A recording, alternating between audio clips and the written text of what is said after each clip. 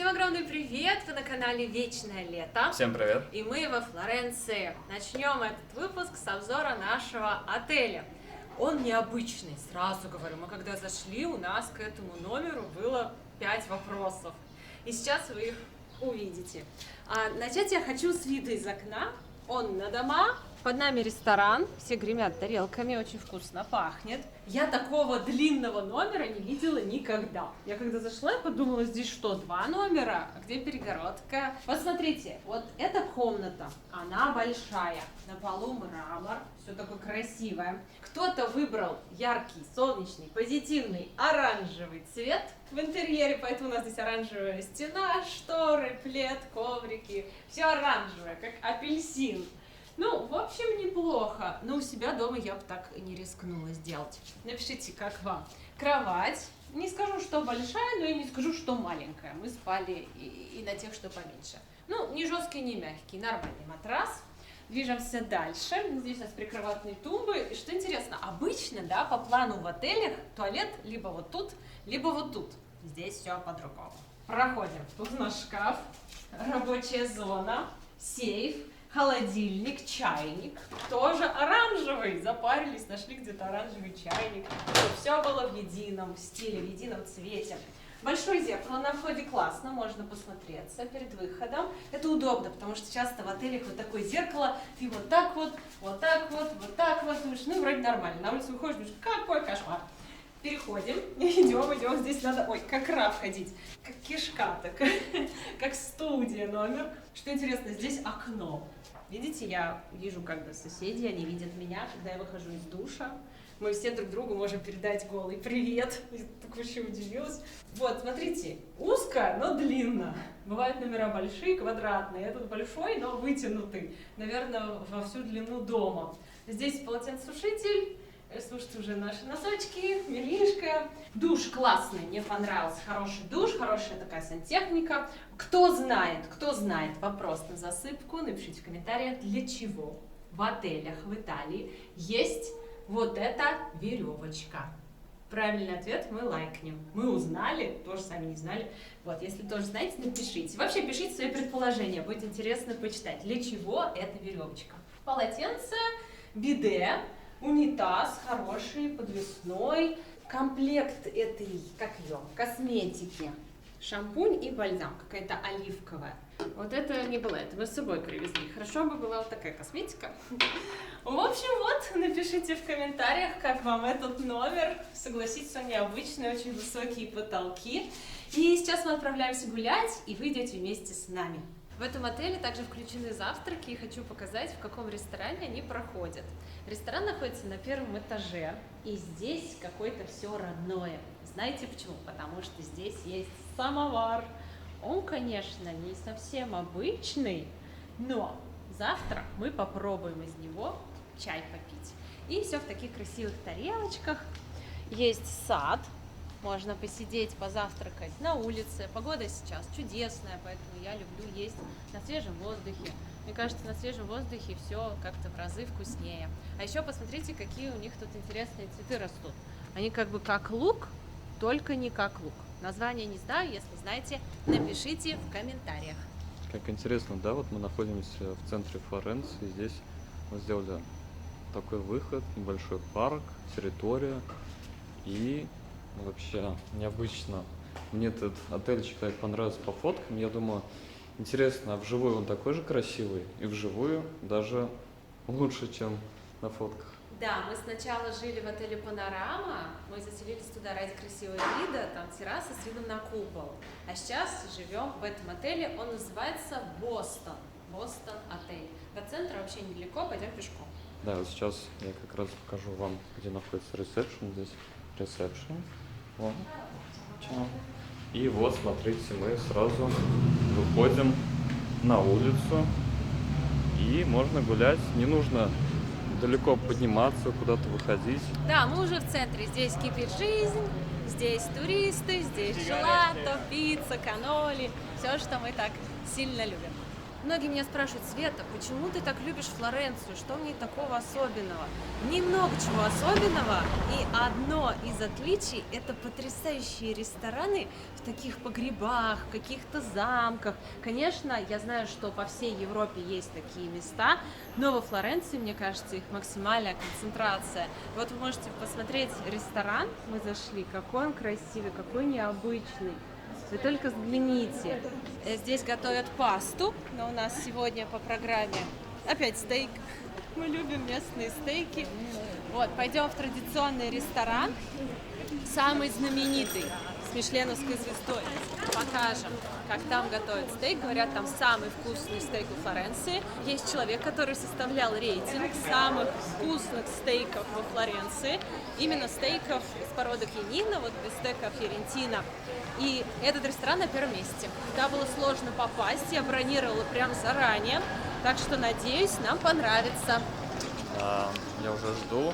Мы 2 раза пробовали бистека, вот этот стейк, и 2 раза в одном и том же месте. Интересно попробовать в другом месте, как делают другие. Было, кстати, очень вкусно. А пока мы идем, вы можете посмотреть атмосферу вокруг и поставить нам лайк за то, что мы стараемся на отдыхе, снимаем видосы в общественных местах людных, где все на нас так смотрят. Это, по меньшей мере, неловко, но мы стараемся для вас, чтобы вы получали удовольствие. Спасибо большое всем, кто пишет слова поддержки, что вам нравятся выпуски из Европы, что вы путешествуете вместе с нами. Это очень мотивирует снимать еще и еще. Поэтому я очень буду вам благодарна за лайки и подписку. Во многих ресторанах готовят эти стейки, и вот один из них, мы, конечно, не здесь будем есть, но просто хочу показать, у них витрина холодильник. И посмотрите, как выглядит этот стейк в сыром виде. Это определенная часть, вырезка определенной породы. Потом отрезается кусок, где-то 5 сантиметров в толщину, жарится на огне. А изначально они выглядят вот так. Причем нельзя сразу есть мясо, нужно, чтобы оно полежало, только потом его готовят. Оно должно как-то отдохнуть, настояться. Это целое искусство — приготовить вкусный флорентийский стейк. И давайте покажу, как выглядит этот ресторанчик. Тоже такой красивый, но еще пока нет людей. Все на ужин пойдут чуть-чуть позже. Мы стоим в очереди вот в такое окошко, или как по-другому его еще можно сказать, средневековая аптека. Именно таким образом люди раньше получали вино, покупали вино. А так как были эпидемии чумы, холеры, вино было самым лучшим средством профилактики от микробов и инфекций. И получали его таким образом. Оплачивали, бокал ставят сюда, получается, ты без контакта забираешь и лечишься. Чтобы попасть сюда, мы отстояли, наверное, 40-минутную очередь. Она вот здесь начинается и заканчивается за углом этого дома. Все хотят не просто вино, а вино из окошка. Популярное туристическое место, точку мы оставим. Если хотите интересно получить бокальчик апероля, белого вина, просека, то, пожалуйста, можете здесь забрать. Ну, еще, ребят, смотрите, здесь стоит очередь. Мы сели прямо с видом на очередь. А многие почему-то не садятся за столики, хотя вы, когда покупаете, можете спокойно здесь сесть. Это уже входит в стоимость. Поэтому садимся и наслаждаемся аперолем или вином. Бокал, кстати, пластиковый. И вы можете его забрать, если доплатите еще 5 евро. Будет такой памятный сувенир из Флоренции. Да, так называется заведение. А еще вы можете здесь ходить в туалет бесплатно. Всегда ходите в туалет, если это бесплатно. Потому что везде туалеты платные. Давайте попробуем. Апероль Я вообще-то уже его пробовала. хороший. Хороший? Да. Нравится. Винишко тоже, я думаю. Апероль в средние века не выдавали, Да. не было апероля. Я хотела именно красное вино, как это происходило в средние века. А вообще вино пили не только для того, как ты сказала, для здоровья. Его пили как просто воду. Вода была грязная, и вино, оно было более легкое такое. Его пили вместо воды, потому что с чистой водой реально были проблемы. Как знаете, губит людей не пиво, губит людей вода. Грязная. Грязная. По тем временам действительно лучше выпивать, чем не выпивать. Как мне нравится эта традиция выпить перед ужином. Посидеть, поговорить. Мы познакомились с чудесной девушкой. Ее зовут Бьянка. Она из Молдовы. Да? Вот. И она рассказала, что она здесь работает, прямо в этом ресторане она работает, она говорит по-русски.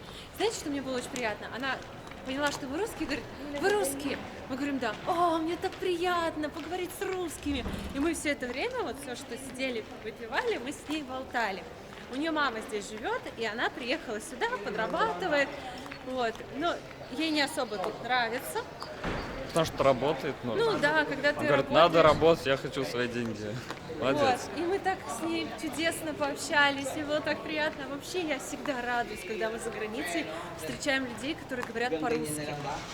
Я, вот знаете, я как-то наткнулась в интернете на статью про Панган. И там написано «Лучшие пляжи, где нет русских». Причем статью писал, видно, русский. Он просто почему-то не особо любит, когда много соотечественников. Я этого не понимаю. Я вообще этого не понимаю, потому что с кем ты будешь общаться? С немцами ты не знаешь немецкий. С французами они не знают даже английский. И ты толком не знаешь. Не, я без общения не могу. Ты едешь в путешествие, такая возможность познакомиться с новыми людьми, завести друзей из разных стран, потом, быть может, какие-то совместные бизнесы замутить. Да ладно, просто общаться, они тебя в гости позовут, ты к себе позовешь. Это уникальная возможность, поэтому я при выборе пляжа там в Таиланде или еще где-то смотрю, чтобы было как можно больше русских, русскоговорящих, чтобы это был русский район. Вот мое отношение к этому. Что вы об этом думаете? Мы во Флоренции уже 3-й раз. И до этого момента мы игнорировали эту сторону. Мы все время тусовались на той стороне. И если какой-то ресторан у нас сохранен, но он на этой стороне, мы такие, ой, нет, на ту сторону не пойдем. Для нас это прям уже все, другой город. Но на этой стороне тоже прикольно на самом деле. Зря мы ее игнорировали, тоже есть где погулять. Плюс это окошко. Такие там улочки классные, столько всего продается. Ах, этот вид, ребята, я просто не могу вам его не показать. Посмотрите, какая красота. Ну, Питер, просто Питер. Нам так понравилось в Санкт-Петербурге. Мы были там на Сашин день рождения, 1 августа. Я не помню, в каком году, 3 года назад. И нам так понравилось у вас. Просто мы когда приехали, мы в голос сказали, это Флоренция. Единственное, что нам не понравилось, было очень холодно. Мы не ожидали. Мы туда поехали. После какого-то путешествия у нас были только летние вещи, и там было так холодно. Мы ездили на концерт «Рамштайн», гуляли там в музей Фаберже, сходили в театр на Лебединое озеро, на балет «Корсар». Просто были в восторге от Питера, но нам пришлось покупать теплые вещи. Я помню, мы зашли в Зару, и там закончились шарфы, потому что все люди покупали теплые вещи. Вот единственное, что нам не очень понравилось, в августе было очень холодно, у нас уши мерзли, я не понимала, как может быть летом так холодно. Так бы мы туда, конечно, чаще наведывались, но может просто нам не повезло. Напишите, кто из Питера, какая у вас обычно погода летом. Я знаю, что на нашем канале много модников, благодаря мне. Часто шатаемся с вами по магазинам, кто хотел, не хотел, уже все знают. Хочу показать интересное место. Сальвадора Феррагамо. Это не просто магазин. Это штаб-квартира, это музей и магазин, соответственно, бутик. И он находится в центре Флоренции, в центре исторического центра. И располагается в этом дворце, замке. Я не знаю, сколько они денег отдали, чтобы выкупить этот замок. Если вы спуститесь там по лестнице вниз, то попадете в музей. Мы были в магазине, там огромный ассортимент, мне кажется, там есть все. Но до музея не дошли. Может быть, как-нибудь, когда будет свободное время, мы всегда приезжаем во Флоренцию, ну не прям, чтобы надолго, и столько всего хочется посетить, и туда как-то ноги не дошли. Но тоже интересно. Вот если будете здесь, спуститесь в музей Сальвадора Феррагамо, в этом потрясающем замке, я думаю, вам понравится. Чем мне еще нравится Флоренция? Вот вроде бы, да, старый город, но Помимо вот этой сохраненной истории, которая видна в архитектуре, здесь очень много крутых магазинов, брендов. Все бренды есть. Hermes, Fendi, Loro Piana, Chopard. Вот мы видели Сальвадора Феррагамо, Prada, Gucci, Cartier, Celine. Здесь есть все. И знаете, вот для меня особенно приятно совершать покупку не в аэропорту duty free, да, когда ты покупаешь какую-то дорогую вещь, знаковую, а вот в историческом центре Флоренции или в центре Рима, в центре Милана. Не знаю, мне вот нравится шопиться здесь, поэтому для своего байерского канала, для вас, я совершаю покупки именно в таких знаковых местах.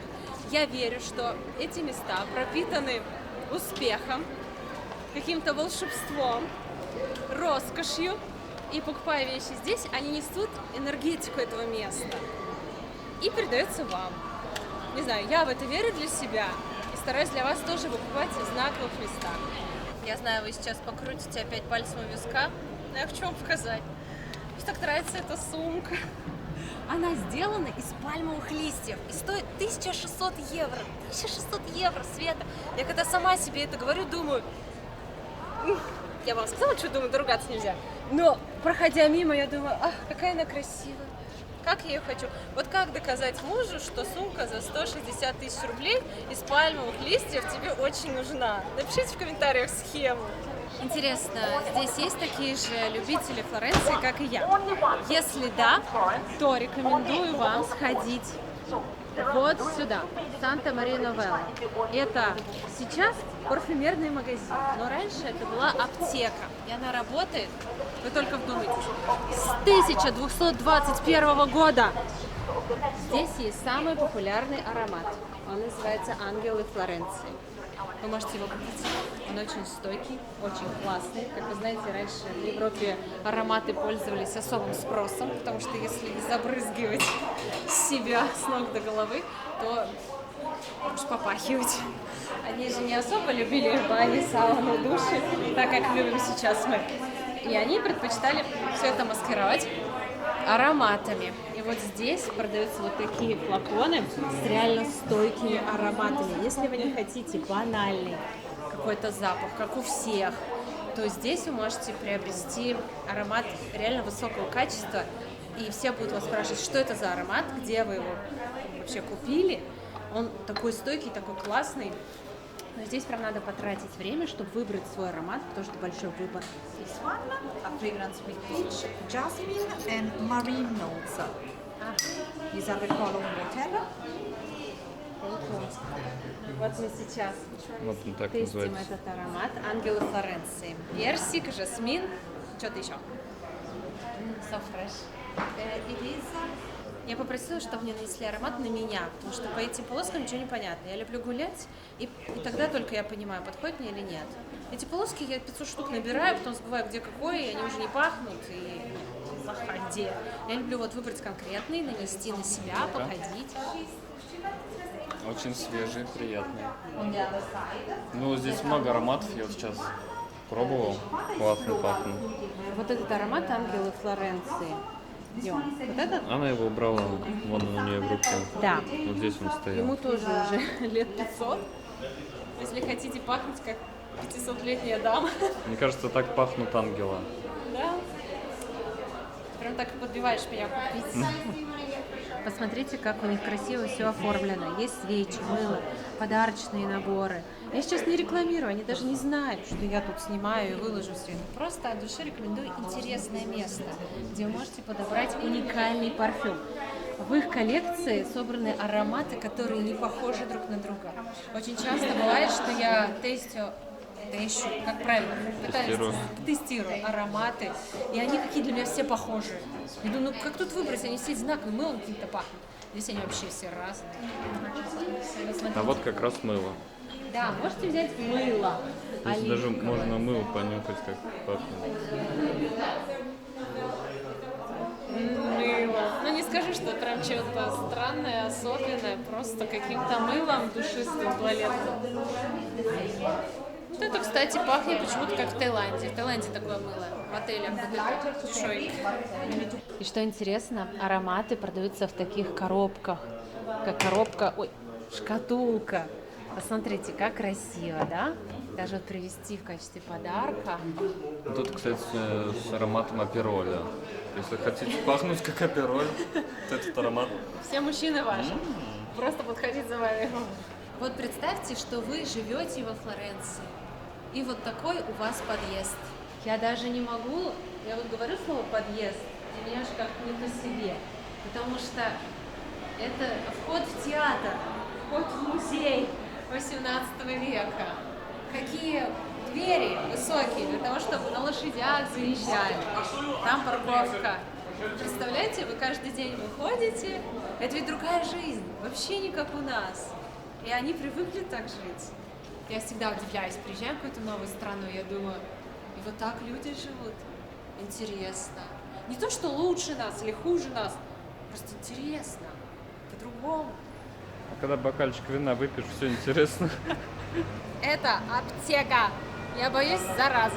Еще один интересный парфюмерный магазин называется Ella Parfums. Здесь классные ароматы. Много вариантов, которые сладкие, но не банальные. Чем-то похоже на баккара, но другой, да? Ребята, Здоровский. здесь тоже классный аромат. Я даже вот не знаю, из чего выбрать. Здесь они более насыщенные. Классно. Магазин напротив прям находится. О, ты посмотри, что тут у нас есть. Косметика. Не совсем. Берриду. Не знаю, хорошая ли идея покупать аромат после вина, но я решила попробовать. Беру аромат, вот этот. Majaina Sin. Мажаина Син. Он такой теплый, такой сладенький, но не банальный. 163 евро за 100 миллилитров. Поэтому беру себе подарочек из Флоренции. А мне так понравилось вообще то, что я искала. Thank you. Вот, посмотрите, в каком знаковом месте, в таком красивом. И эта женщина помогла мне выбрать. Я сказала, что я хочу, она мне сразу нашла, что я хочу. Чао. Чао. Магазин невероятный. Опять же, это не какой-то дютик, где вот так все валяется. Это музей парфюма. И я таких ароматов не видела нигде. То есть такой выбор. Я не могу сказать, что это там селективная парфюмерия. Но мне кажется, это прям лучшее из лучших. Да. Приходя сюда, тебе не нужно думать, а будет ли аромат стойкий. Здесь собраны только самые качественные ароматы. Байриду, вот эта марка. Многие марки я вообще впервые вижу. И познакомиться с ними всегда приятно, узнать что-то новенькое. Я не могу сказать, что супер дорого. Нормально, за 100 миллилитров. Поэтому будьте во Флоренции, купите себе аромат. Да, вот смотрите, ребят, магазинчик называется вот так. Bar и Parfums. И что классно, когда вы будете использовать этот аромат, вы будете погружаться в те беззаботные дни, когда вы гуляли по Флоренции, любовались этой красотой и наслаждались жизнью. Без работы, без суеты. Аромат будет еще как антидепрессант. В общем, я надеюсь, вы воспользуетесь моим советом, что я не просто так разглагольствую. В Флоренции купить аромат, это, конечно, классно. Здесь это все придумывали лучшие умы. Да, причем эти ароматы придумывали для женщин, которые не мылись, а вы-то еще моетесь. Представьте, как вы будете пахнуть. Ну, странная шутка на самом деле, но все-таки. Потом напишите, какой аромат взяли вы. Сегодня мне захотелось чего-то сладкого, теплого, женственного, цветочного, такого, как мед. Посмотрим, что будет завтра. А завтра проснусь, думаю, зачем вы это купили? У меня такое бывает, кстати. Вот некоторые говорят, что меня кроме покупок ничего не интересует. Не говорите так, вы меня расстраиваете. Это неправда. Просто моя жизнь... Еще интересует еда. Сейчас идем в рестик. Ну да, еда тоже интересует. Вот мы сидим в Саратове, и я никуда не хожу там, ничего не покупаю. Я просто жду поездки, чтобы купить то, что мне действительно хочется. И, соответственно, так получается, что на видео я много всего покупаю. Но полгода я сижу, я вообще на сухом пайке, ничего не беру. Должны меня понять, все же женщины. Не надо меня ругать. Я еще вам даю всякие советы. Ароматов не может быть много. Какие еще есть оправдания? А мы тем временем пришли в ресторан на ужин. Скажу по секрету, Я когда покупала аромат, она говорит: вы хотите его еще на себя нанести побольше? Я говорю: да. И сюда, и сюда, и на волосы. Мне кажется, от меня сейчас пахнет за километр просто. Мы пришли в ресторан, он называется Il Latino. Вот так. И здесь уже очередь, но у нас есть бронь, поэтому очередь меня больше не пугает. Наученные горьким опытом стояния в очередях по 2 часа, мы теперь решили все бронировать. Заходим на сайт за день, за 2, выбираем время и приходим, никаких очередей. Будем пробовать здесь самый вкусный флорентийский стейк. И если это так, то порекомендуем это место для вас. Но я вообще считаю, никакие оправдания не нужны. Молодец, всегда знаешь, что сказать. Хочешь порадовать свою любимую, просто порадуй и все. Если хочешь купить, купи. Если хочешь продать, продай. Но не ругай. Спасибо большое. Саша всегда поддерживает все мои авантюрные идеи. И если я потом говорю: какую-то ерунду купил, он говорит: да ладно, забей. Никогда вообще без претензий. Нет такого: все, будешь брызгаться до скончания веков. Не нравится, не нравится, что бывает. Всегда такой снисходительный. Спасибо за это. Тебе тоже надо купить аромат. Ой, ребят, хорошо, что мы забронировали столик только по броне. Там очередь просто капец. Пока никого нет, садимся. У старого шкафа сядь. О, отлично. Уже хлеб дали. Мне нравится. Вот. Ой, стул проваленный. Я провалилась в стул. Как хорошо, что мы забронировали. Это огромная очередь, у них у всех брони. Представляешь, если прийти без брони? Да. Вот эти 50 человек, они все с бронью, и ты стоишь такой, молишься, пустят, не пустят. Давайте быстренько пройдемся по ценам. Вот такое меню. Можете нажать на паузу, посмотреть. Но я так для ориентира базовые позиции расскажу. Аперитивы 6-16 евро, суп 11 евро. Так, дальше у нас основные блюда. Мы хотим взять флорентийский стейк 50 евро за килограмм. Это, кстати, недорого. Обычно он 60. Дальше. Шпинат 7 евро. Вот этот гарнир. Жареный картофель, шпинат, овощи на гриле, белые бобы, зеленый салат по 7 евро. Семейное меню. Десерты по 7 евро. Напитки. Вода 3 евро. Кофе 2 евро. Мы хотим взять вино. Время ожидания стейка минут 30. И он спросил, хотим ли мы что-нибудь на закуску. Мы сказали нет. Просто заказали стейк и овощи на гриле. Почему мы так поступили? Не из-за жадности. Хотя это тоже. Нет, просто ты наешься этими стартерами, ветчиной, колбасой, сыром, потом приносят обалденный стейк, и ты уже такой: как бы надо его доедать, стейк. Ты уже сытый, а мы хотим его поесть голодными. Единственное, что мы заказали, точнее мы не заказали, он здесь лежал, это хлеб. А сейчас вопрос к вам. У нас как в школе. Я преподаватель, вы мои дети. Хлеб не соленый. Почему? Сейчас будем смотреть, кто видел предыдущий выпуск, а кто нет. Кому нужно будет повторить материал. Напишите правильный ответ, мы лайкнем. Да, ребят, когда придете сюда есть флорентийский стейк, не берите ничего, кроме стейка. Вы можете еще овощи взять и вино. Вы этим стейком просто объедитесь. Вот ничего не нужно больше. Я серьезно говорю. Представляете, килограмм мяса съесть на двоих, это прям вот будет. Мы когда были в другом ресторане, нам сразу сказали, больше ничего не надо. Официально заявляю, магазин, в котором мы сейчас были, теперь мой самый любимый магазин парфюма. Столько было там попаданий в то, что я хочу. Девушка-консультант спросила, что мне нравится. То есть она дала на выбор несколько ароматов. И сказала, вот это, вот это, вот это. Она начала дальше копать, из разных брендов показывать похожие ароматы. И она настолько угадывала. Вот бывает, консультант тебе брызгает, а бы что набрызгать, и там миллион вариантов, ты уходишь ни с чем. Ты думаешь, это не то, а тут я уже вообще ничего не ощущаю. Все, короче, ухожу. Один вау, второй вау, третий вау. И она говорит, и last one, типа, сейчас будет вообще топчик. И она его дает, и я прям такая, вау. И я просила его нанести на Сашу, потому что у меня уже все руки в ароматах. И на тестерную вот эту полоску. Решили уйти, подумать. И пока мы шли, я говорю, мне так нравится, как пахнет вот этот аромат на полоске. Я говорю, пойду спрошу, что это за аромат. Я к ней прихожу, она такая, это вот этот. То есть вот последний, который она мне дала, который нанесла на Сашу, который мне там больше всего понравился. То есть, я не знаю, как сказать, это тройное попадание. Бывает такое, что берешь что-то, просто вроде как понравился, вроде как и нет. Ну, на 90% уверен, на 80%, а тут прям 100 из 100. От души рекомендую, я думаю, вы там обязательно найдете свой аромат.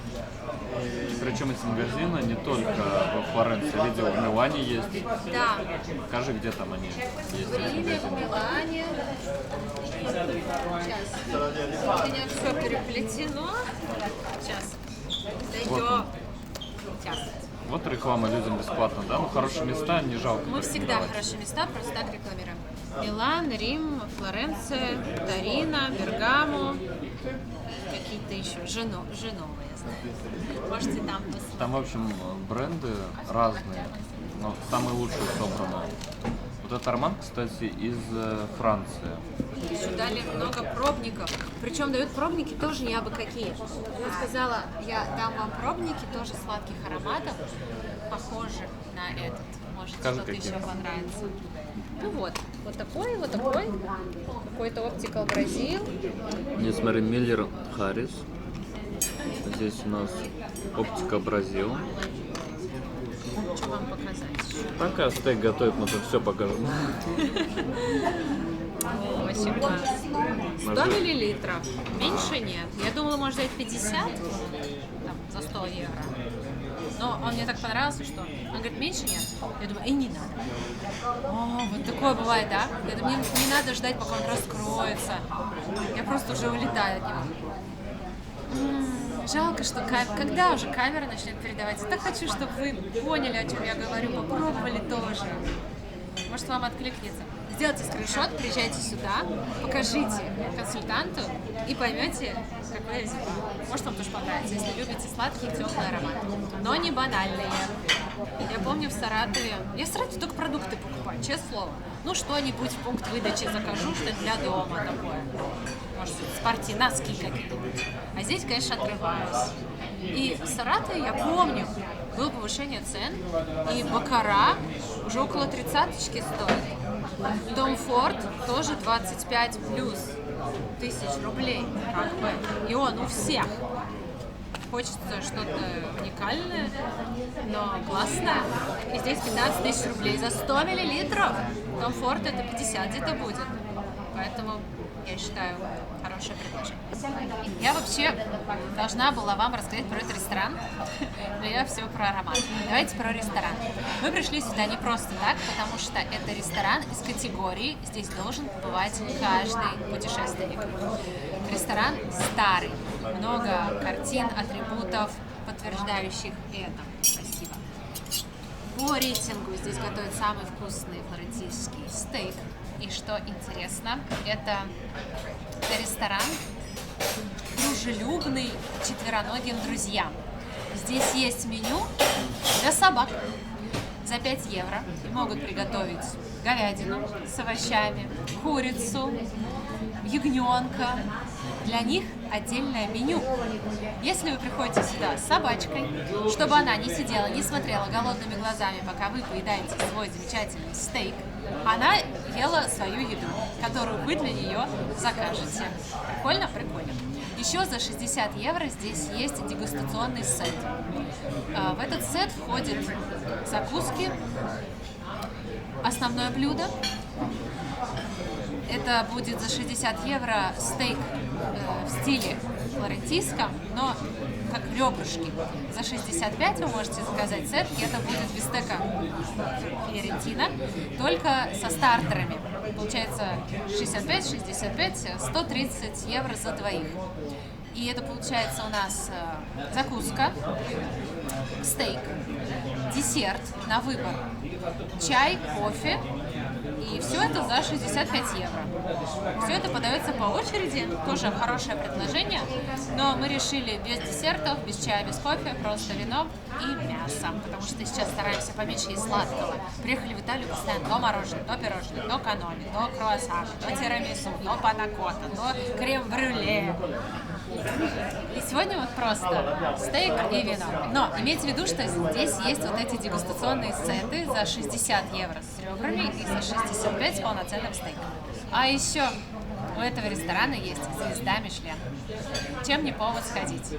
Можете прийти сюда и потом всем рассказывать, что вы были в ресторане со звездой Мишлен. Всем рекомендовать. Попробуем. Это наш второй ресторан со звездой Мишлен. Не думайте, что мы там 9 штук прошли. В первом нам очень понравилось, в Бангкоке. Посмотрим, как будет здесь. Ну и цены, получается, доступны для Мишлена. Да. В Бангкоке мы отдали 400 евро. А здесь, я уверена, будет, до 150. Нам принесли хлеб, но не было на столе оливкового масла и вот этого бальзамика. Это как бы уксус виноградный с бальзамиком. А мы любим вот это все смешать и макать туда хлебушек. Мы попросили и нам дали. Еще дали соль. Наконец-то в Флоренции есть соль. Да, так что вы тоже не стесняйтесь, все спрашивайте, ссылайтесь на нас, говорите, а почему им дали, а нам не дали. А еще в этом ресторане хамон на потолке. Посмотрите, висят эти свиные окорочка. Вообще в Италии очень удобно, можно использовать как отмазку. У тебя спрашивают, почему у тебя жирная голова? Ты что, не мыла волосы? А вы можете ответить, мыла, просто на меня хамон накапал. Новый анекдот из Италии. Ну, тот еще аншлаг 98, ну просто. Принесли наш стейк. Это обязательно мясо на кости. Вот такая своеобразная кость. Стейк у нас где-то кило 200. Это изначально обговаривается. Толстый кусок. Все про этот стейк вы уже знаете из предыдущего выпуска. А сегодня наша задача выяснить, так ли он хорош, как о нем пишут. Стоит ли он того, что это за ресторан такой исторический. Пробуем.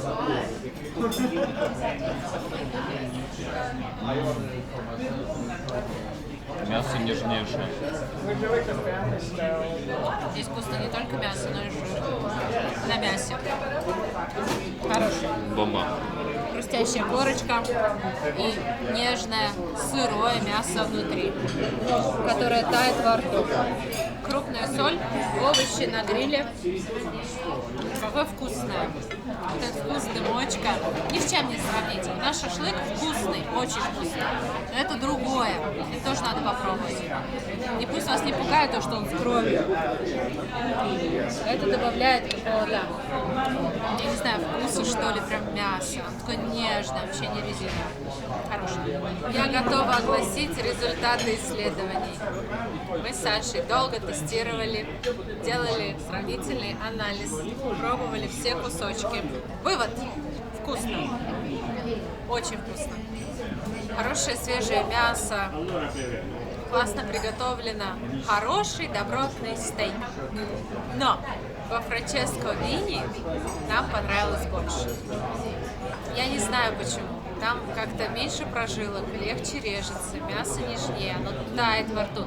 Это не стейк, это вообще другое блюдо. Здесь классный стейк. А там это пирог, манна небесная. Многие мне говорили, пробовали мы этот стейк, ничего особенного, не понравился. Не знаю, почему все так восхищаются. Просто вам не повезло. Дайте второй шанс ему, сходите во Франческо Вини. То ли они как-то кусочки отбирают под микроскопом, то ли еще что-то. Но там мясо прям сырое, и оно режется легко и жуется легко. Здесь много каких-то вот штук, которые не жуются. И мясо не такое сырое. Ну, как стейк круто, но флорентийский стейк нам больше понравился во Франческо Вини. Я бы поставила здесь твердую 4, а там твердую 5. Вот посмотрите, здесь есть кусочки, но это просто жареное мясо. Когда я иду заказывать и есть флорентийский стейк, я хочу, чтобы мясо было сырое. Я иду есть сырое мясо. Но чтобы сверху оно было запечатано в корочке, чтобы сок не выходил. То есть такое я как бы сама могу пожарить. Буянить начала. Ну как бы мне хочется, чтобы это был прям весь стейк сырой с тонкой корочкой. Все. А здесь это больше в американский стейк. Как мне кажется, опять же, я не эксперт, вы не обязаны меня слушать. Просто во Франческо Винни, хотя там и нет звезды, просто итальянский ресторан хороший. Нам понравилось больше. Я еще когда нашла этот ресторан, я Саша говорю, смотри, здесь пишут, что это самый вкусный флорентийский стейк. Он мне ответил, куда вкуснее. То есть во Франческо Винни это просто взрыв мозга. Как можно сделать вкуснее? Ответ – никак. То есть там эталон. Несмотря на то, что здесь Мишлен, да? Вот как так? Да. Надо их туда отправить, Мишлен. Ага. Попробуй там. Вот, ребята, не всегда звезда Мишлен гарантирует максимально классный вкус. Опять же, это наш опыт. Вы можете прийти в этот ресторан, да, Франческо Винни. Вам не повезет, какой-нибудь повар другой придет, кусок не так зажарит, вы скажете, насоветовали. Вот здесь намного вкуснее было. Ну тут уж, ребят, как повезет. Но там мы были 2 раза, и оба раза были потрясающие. Мы поели, и все вышло на 125 евро. Моя любовь ко Флоренции – это не только архитектура, искусство и классные рестораны. Это еще и музыка по вечерам. Слушайте, вы просто послушайте, а я помолчу.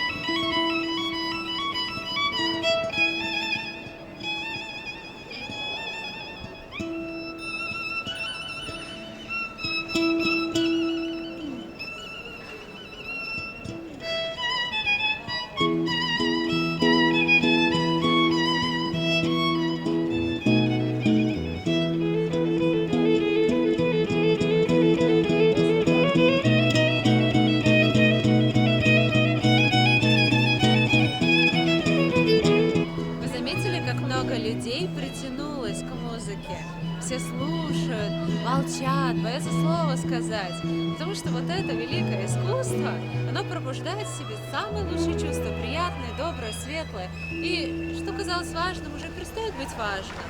И ты просто погружаешься в эту замечательную музыку. И здесь она повсюду, на всех площадях.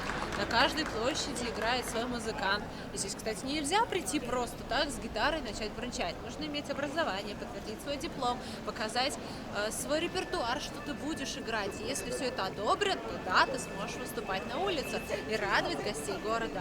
Я очень надеюсь, что у меня получится передать хотя бы 10% атмосферы, которая сейчас здесь. Говорю вам с открытым сердцем, максимально честно и искренне, что здесь вечером невероятная атмосфера. Такая расслабленная, такая романтичная, что даже самый сухой скептик и сухарь начнет верить в прекрасное чувство любви. И особенно классно приезжать сюда со второй половинкой, потому что здесь повсюду царит любовь. Повсюду царит красота. Все самое чистое, доброе, светлое, что есть в человеческой природе, находится здесь. И гуляя сейчас здесь, вы пробуждаете в себе самые прекрасные чувства, которые останутся потом с вами на всю жизнь. Вы только посмотрите, какая красота. Узнали мелодию на фоне? Узнали, Саша? Кто это? Да, точно. Это Элвис Пресли. Она немного видоизмененная, но, тем не менее, мировая классика до сих пор звучит на местных улицах. Only you, Сорян за мое пение. Просто хочу, чтобы вы хотя бы через экран влюбились в этот город, приехали сюда и сами убедились в честности и искренности моих слов. Я всем желаю побывать здесь. Я уверена, что этот город оставит в вашем сердце неизгладимое впечатление. А пока вам теплый поцелуй, привет и добрые пожелания.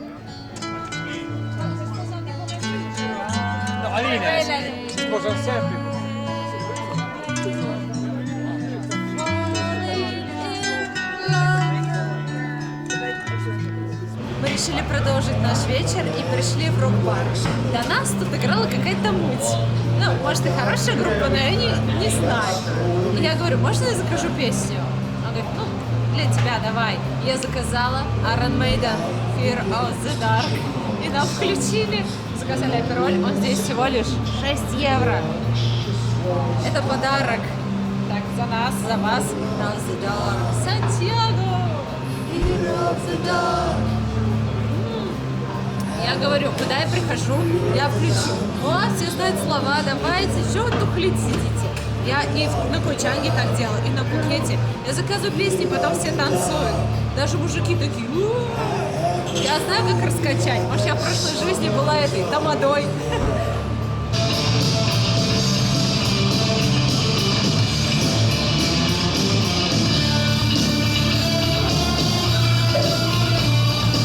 Короче, ребята, мы тут раскачали дискотеку.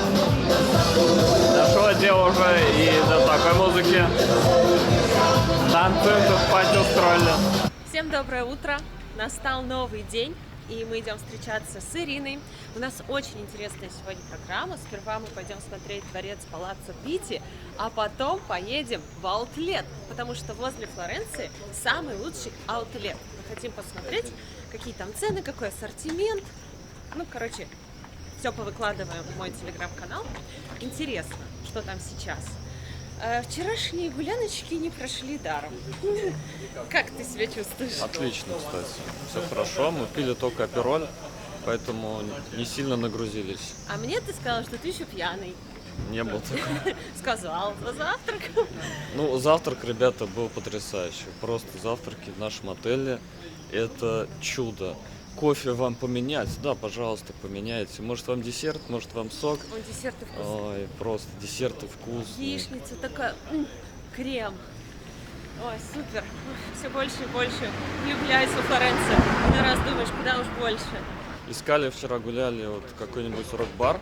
В итоге нигде никаких тусовок, нигде никто не танцует. Может, мы не нашли такие места, но все просто общаются. Да.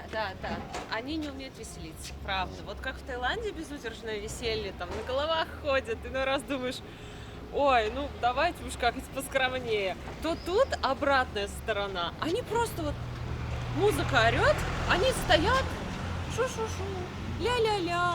Ну, будете танцевать. Ну, я там пыталась всех раскочегарить. Вроде как получилось, но многие на меня просто так смотрели, типа... Ну, приехали. Прикол, ты еще танцуешь? С какого ты века? В итоге нам повезло, то, что мы нашли классный бар, но музыка там была никакая. Мы пришли, говорим, можем мы включить свою музыку. Света включает свою музыку, вот тогда пошло веселье. Да, причем бармены начали танцевать и говорили, ой, мне тоже нравится Рамонс, классная песня, там подсвистывали, пели.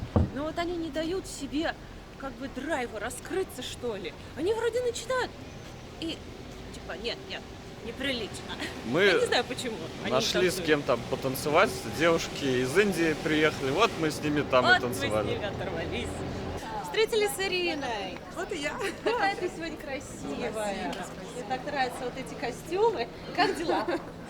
Хорошо, все отлично, ребята, погода супер, настроение тоже хорошее, поэтому сегодня мы с вами идем гулять Ура! по Флоренции и смотреть резиденцию Медичи Палаццо Питти. Это, кстати, один из самых моих любимых музеев. Да? Да, и потом поймете почему. Хорошо. И многие русские писатели, композиторы, они очень любили Флоренцию, даже без нее не могли творить, у них не было вдохновения. И вот в этом доме Я знаю, да. Недалеко от палаццо Питти. Считается, что проживал Федор Михайлович Достоевский, который здесь написал «Идиота», да, то есть Флоренция его вдохновила на «Идиота». У меня аж мурашки. Вот смотри, даже на голове. И вывеска. Он гулял со его своей здесь. супругой по садам Бобули, и вот есть знаменитая фраза «Красота спасет мир». Считается, что она тоже была посвящена как раз-таки Флоренции. Надеюсь, что красота спасет мир. Посмотрите, какая вот красота, куда мы пришли с вами. Камни! Но прежде чем мы с вами забежим во дворец, как все нормальные итальянцы, мы сначала выпьем чашечку кофе, чтобы все-таки немного взбодриться, правильно? Мы удобно устроились в кафе с потрясающим видом. Прям сидим возле дворца. Вообще, с этим дворцом у нас интересная история. Мы уже 3-й раз к нему подходим, и сегодня только зайдем. Потому что до этого мы с Сашей подходили и уходили. Мы Теперь 4-й раз мы подходим, пьем кофе и и уходим. уходим. Потому что Саша говорит, давай зайдем во дворец. Я говорю, а смысл ты туда зайдешь без Ирины, мы ничего не поймем. Потому что вот ты же даже не знаешь, куда смотреть и что это все значит. Поэтому сегодня мы украли Ирину, и она нам все расскажет. Да, и, кстати, почему это мой любимый музей? Потому что, когда я только первый раз приехала во Флоренцию, вот туристом, Сколько лет тебе гуляла. было? Мне было 22-23 года. И ты одна приехала? С моим будущим мужем, итальянцем. И мы пришли на эту площадь, и она меня так поразила, потому что здесь молодые люди сидели прямо на площади, на асфальте. Для меня это казалось странно. И это каменная гора, здание, да, но снаружи такое, ну, не очень симпатичное, согласитесь, похоже на какую-то крепость, укрепление. А вот когда заходишь внутрь, это очень элегантный и красивый дворец, даже, мне кажется, лучше, чем Версаль, если сравнивать. И этим и поражает флорентийская архитектура, то, что снаружи они такие, не хочу вызывать зависть ни у кого, да, вот моя крепость, она неприступна, а внутри они раскрываются и показывают нам работу художников, скульпторов, там красивые фрески мы с вами увидим в Палатинской галерее, поэтому я думаю, вам тоже понравится этот музей. Я уверена. Ирина, расскажи, пожалуйста, про своего мужа. Ты замужем за итальянцем. Как давно вы вместе? И вот как языковой барьер присутствовал? Ну, конечно, присутствовал. Я замужем за итальянцем уже 15 лет, и я сразу приехала жить к нему. Мы Мне сначала- нравится. А где познакомились? Поехали! Причем, где вы познакомились? Это вы сейчас упадете. Я в Витебске познакомилась. Если вы не знали, то в Витебске там раньше было много итальянцев. Нет, ну немного. Просто так получилось. Я была в шоке. Я думала, если хочешь выйти замуж за итальянца, надо, Надо ехать ехать в Италию. искать Нет, мужа. надо ехать в Витебск. Они там. Кстати, следующая ваша поездка должна быть. Я подружку отправлю. Так. И мы сначала с ним общались на английском языке, но когда я приехала сюда постоянно жить, тогда, естественно, начала учить итальянский, и через 3-4 месяца уже, в принципе, хорошо разговаривала на итальянском языке, потому что, в отличие от английского, он мне дался намного проще. А вот тоже мы с одним мужчиной познакомились, и он как-то выучил тайский, а хотя он европеец. Я говорю, как ты выучил тайский? Он говорит, я с тайкой жил. Когда живешь, когда любишь, ты, говорит, тебе книжки не нужны, никакие курсы. Ну да. Ты сразу, ты еще... Я ходила на курсы вождения, там все на итальянском было, естественно, на курсы, чтобы получить лицензию гида, все уроки на итальянском языке. Может быть, это мне вот такой большой толчок дало, потому что я быстро выучила итальянский язык. А скажи еще, пожалуйста, итальянские мужчины отличаются от наших? Если да, то Я чем? ненавижу этот вопрос. А всем надо знать, мне интересно. Какие они? Я всегда отвечаю, мужик, он и в Африке мужик. Вот поверьте мне. Да? У итальянцев, конечно, есть свои особенности, но все-таки это мужчины, поэтому... Да? По сути, Ну, нет, отличается от русских, отличается. мы купили билеты. 32, да, евро за двоих у нас вышло. Да, 16 евро билет на Да. человека. Пожаловались Ирине. Очень важно, до 18 лет билеты во Флоренции для детей бесплатно. А как Но подтвердить? тебе уже есть 18. К сожалению. Не прокатит. Пожаловались Ирине на вчерашнюю ситуацию. Мы сняли с банкомата 300 евро, была конвертация, с нас списали 350. И она сказала, что не надо было так делать. Да, есть коммерческие обменники, банкоматы, которые стоят, они выделяются ATM, написано, желтого цвета. Я вам рекомендую, и моим туристам всегда рекомендую, снимать в банкоматах от банка, например, Интеза, Сан-Пауло, во Флоренции посмотреть, или Монте-Паско, ди Сиена. Там будет лучший обменный курс, и меньше процентов вы платите. А вообще, если у вас есть какие-то там доллары, вы думаете приехать сюда, во Флоренцию, и обменять, не делайте этого, потому что у нас ужасный курс. За $100 вам могут дать лишь только 50-60 евро. И то не везде, поэтому внимание, да, лучше сразу евро берите или расплачивайтесь картами. Мы сейчас находимся во внутреннем дворике Палаццо Питти. Вообще история этого дворца уникальна, потому что он называется Палаццо Питти. Была богатая семья банкиров Питти, которые были конкурентами Медичи и хотели построить себе такой дом, в котором были лишь только окна, были бы больше, чем двери у Палаццо Медичи. Помните, мы уже с вами видели. То есть у нас богатые семьи конкурировали размерами зданий. У кого больше, тот и круче. Ничего не изменилось. Мерились, да. И история заключается в том, что этот банкир Лука Питти, он участвовал в заговоре против семьи Медичи, и они его банкротили. Поэтому он не смог достроить свой дворец. Конечно же, он не был таким огромным, это было лишь только 7 окон на фасаде. То есть, когда семья Медичи выкупает этот дворец, он был маленьким, 7 окон на фасаде. Потом они уже начинают его расширять. Почему Медичи решили переехать сюда, в эту зону? Потому что они жили в центре города, там нет ни одного дерева, а супруга Козимо I Медичи, Элеонора Тулецкая, мечтала о красивом большом парке. Она говорит, я хочу картошку посадить, грядки с огурцами сделать, тут парник с помидорами. Вот. Поэтому семья выкупает большой участок земли, 45 гектаров. Вот буквально за этой стеной находится сад Бобули, и, конечно же, это будет красивый парк в итальянском стиле. У Медичи там даже были зоны специально для охоты. Этот парк я всегда рекомендую посещать, например, весной или осенью, летом там жарко. Да, то есть семья Медичи приедет в Палаццо Питти, потому что здесь просто, во-первых, и здание они расширили, намного больше стало, и у них был свой собственный красивый сад. Чему нас это учит? Не рой яму другому, банкротят Вот, и переедут к Лука тебе Питти. жить. Но если бы он не начал строить этот дворец, семья бы Медичи, может, не приехала в эту сторону реки. Так что все у нас взаимосвязано. Всё неоднозначно. Все не просто так. Всего есть своя причина и следствие. Ну, а мы с вами поднимемся в музей Палатинская галерея, где находится собрание живописи также мастеров эпохи Возрождения. Как я вам обещала, этот дворец, здесь проживала не только семья Медичи, но также и семья Лотарингии-Габсбурги, которые правили после Медичи, и король Италии Виктор Эммануил II. Поэтому каждая из них привносили свои изменения в декор. И вот это, например, красивый белый зал. И что интересно, то, что здесь проходили первые показы высокой моды в Италии. Да? Да. Так что у нас до сих пор во Флоренции есть такая неделя, как Питти-мода. Это вот в честь этого зала называется. Мужская же, детская иногда.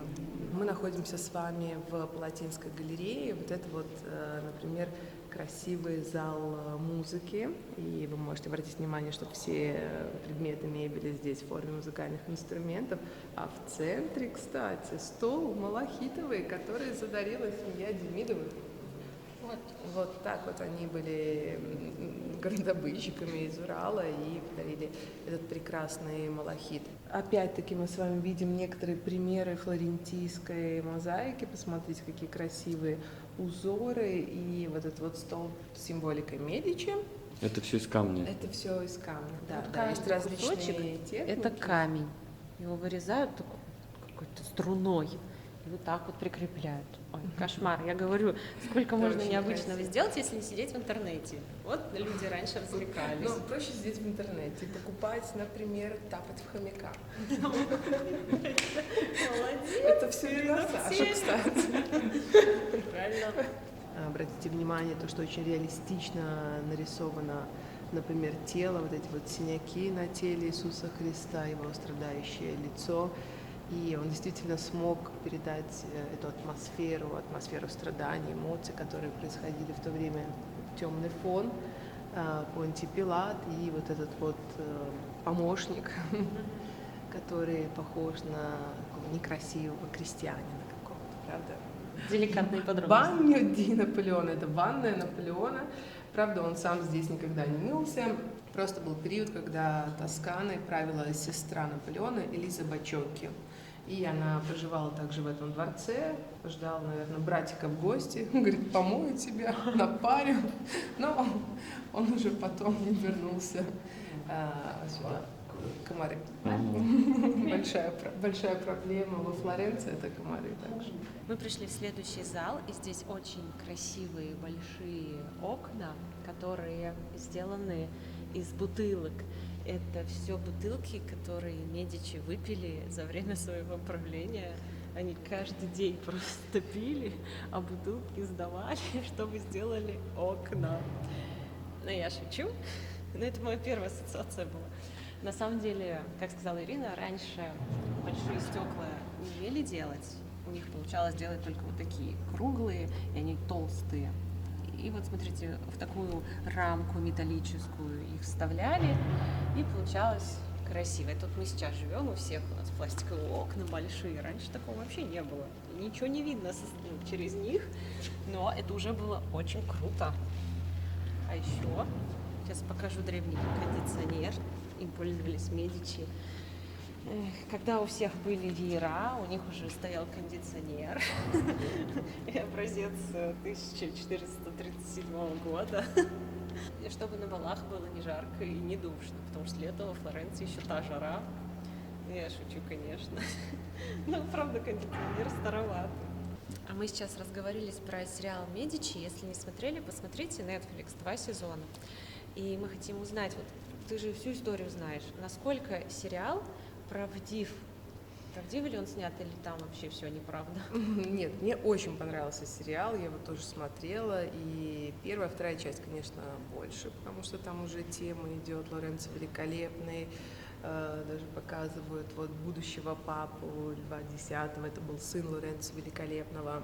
И он довольно-таки достоверно хорошо снят, но некоторые факты просто искажены, например, там во временном промежутке, да, что-то произошло там через 2 года, в фильме это показывает, что сразу это все случилось.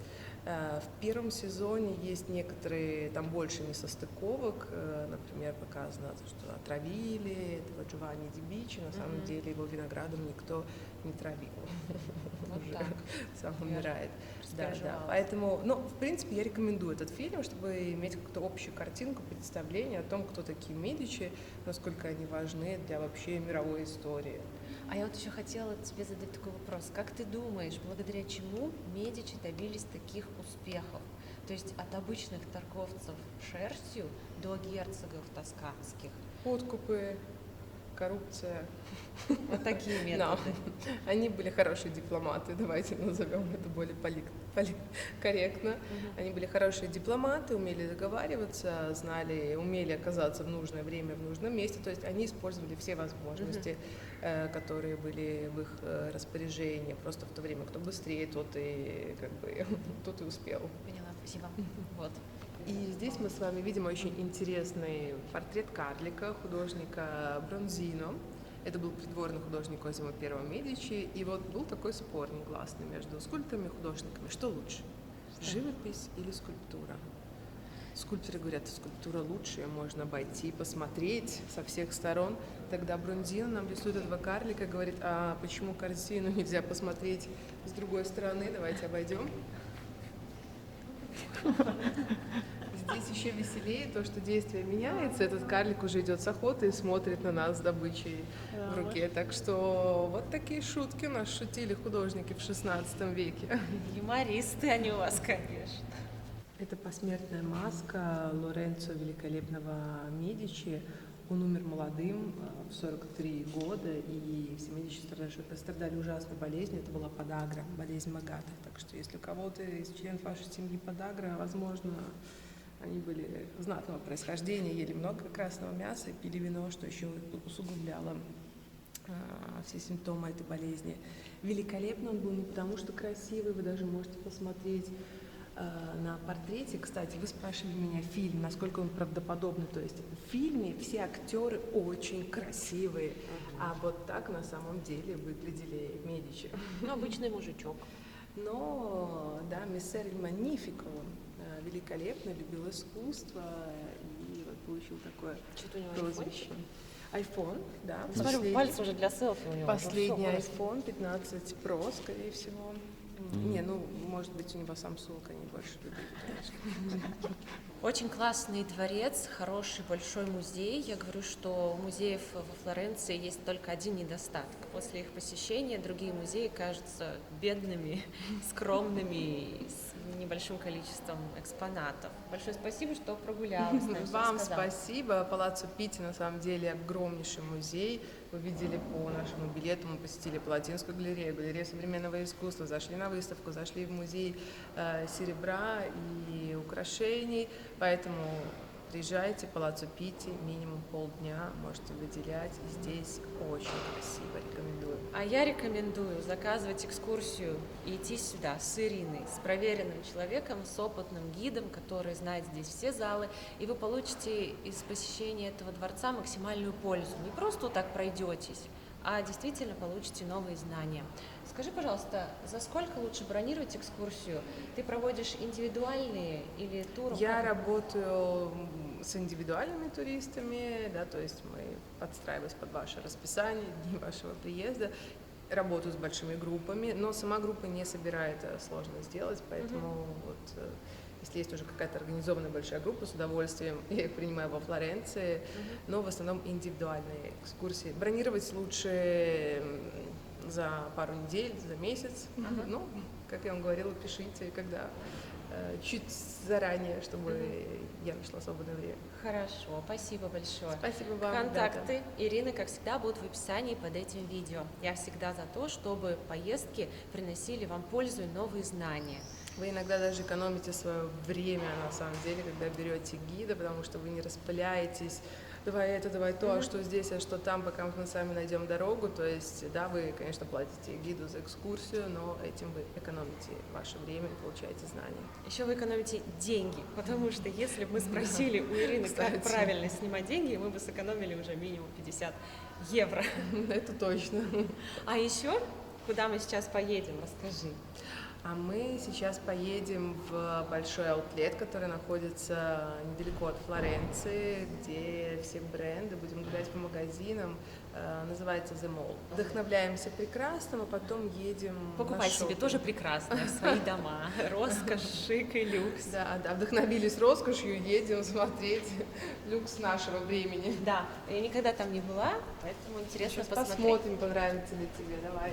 Обратите внимание, это еще маленькая очередь, но она скоро будет намного больше. В музее нет очередей, все за бутербродами. Называется Антико Винайо.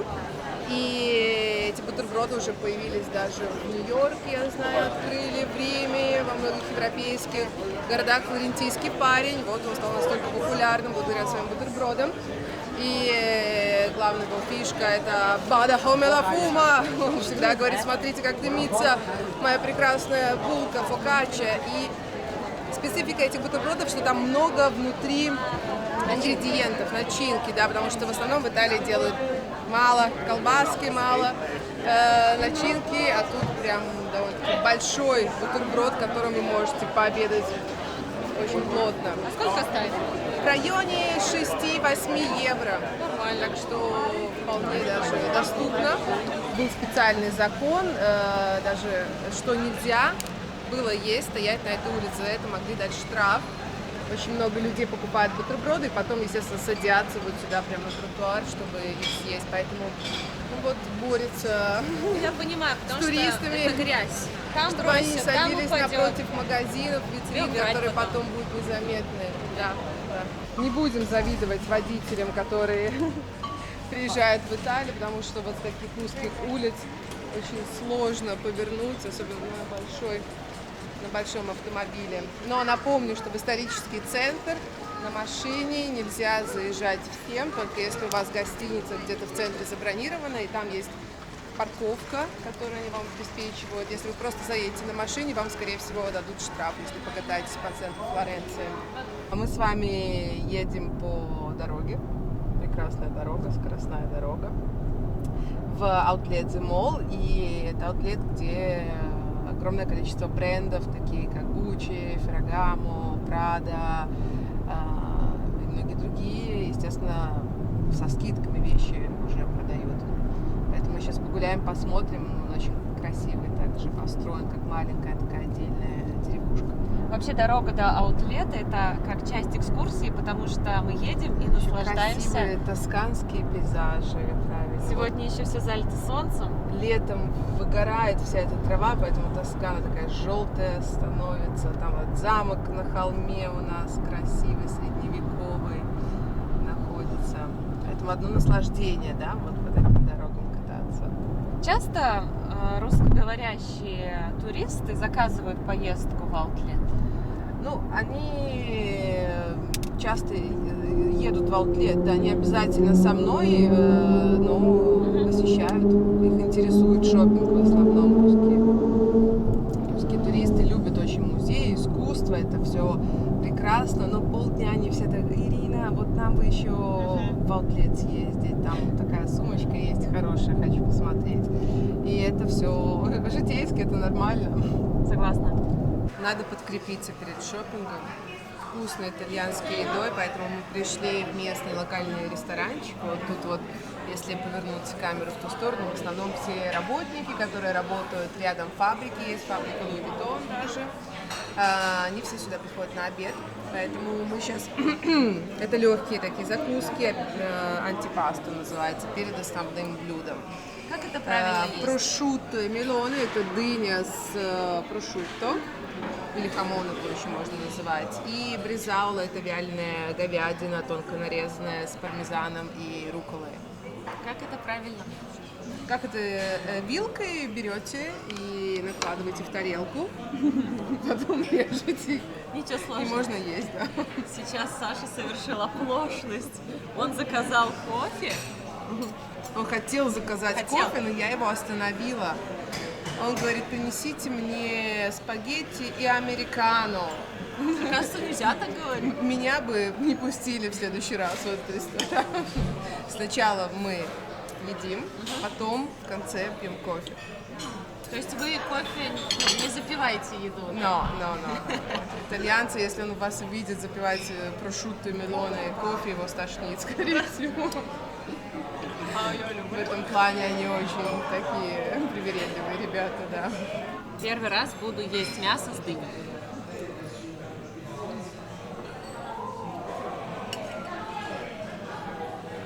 Сочетание сладкая дыня и прошутто. Необычно. Странно. Летом мы очень любим Да? вот эту закуску, да. Ну, прикольно. Освежает, да? Непонятно, освежает. Фрукты. Не скажешь, что мясо ешь. Как-то дыня, она такая яркая девушка. Но вкусно, мне нравится. Мне тоже нравится. Необычно и вкусно. Саша решил поправиться в Италии, поэтому он пришел голодный, заказал все вот эти блюда. Ну, сейчас посмотрим, как он их съест. Салат с тунцом, салат с курицей, ветчиной и сыром. И салат Моцарелла. цезарь. Сейчас все будем пробовать. Вот это, кстати, штука, как это называется? Бризаула. Бризаула. Тоже очень вкусная. Это вяленая говядина. Говядина, да. Хорошая, тоже вкусная. Мне нравится, что во многие места в Италии пускают с собаками.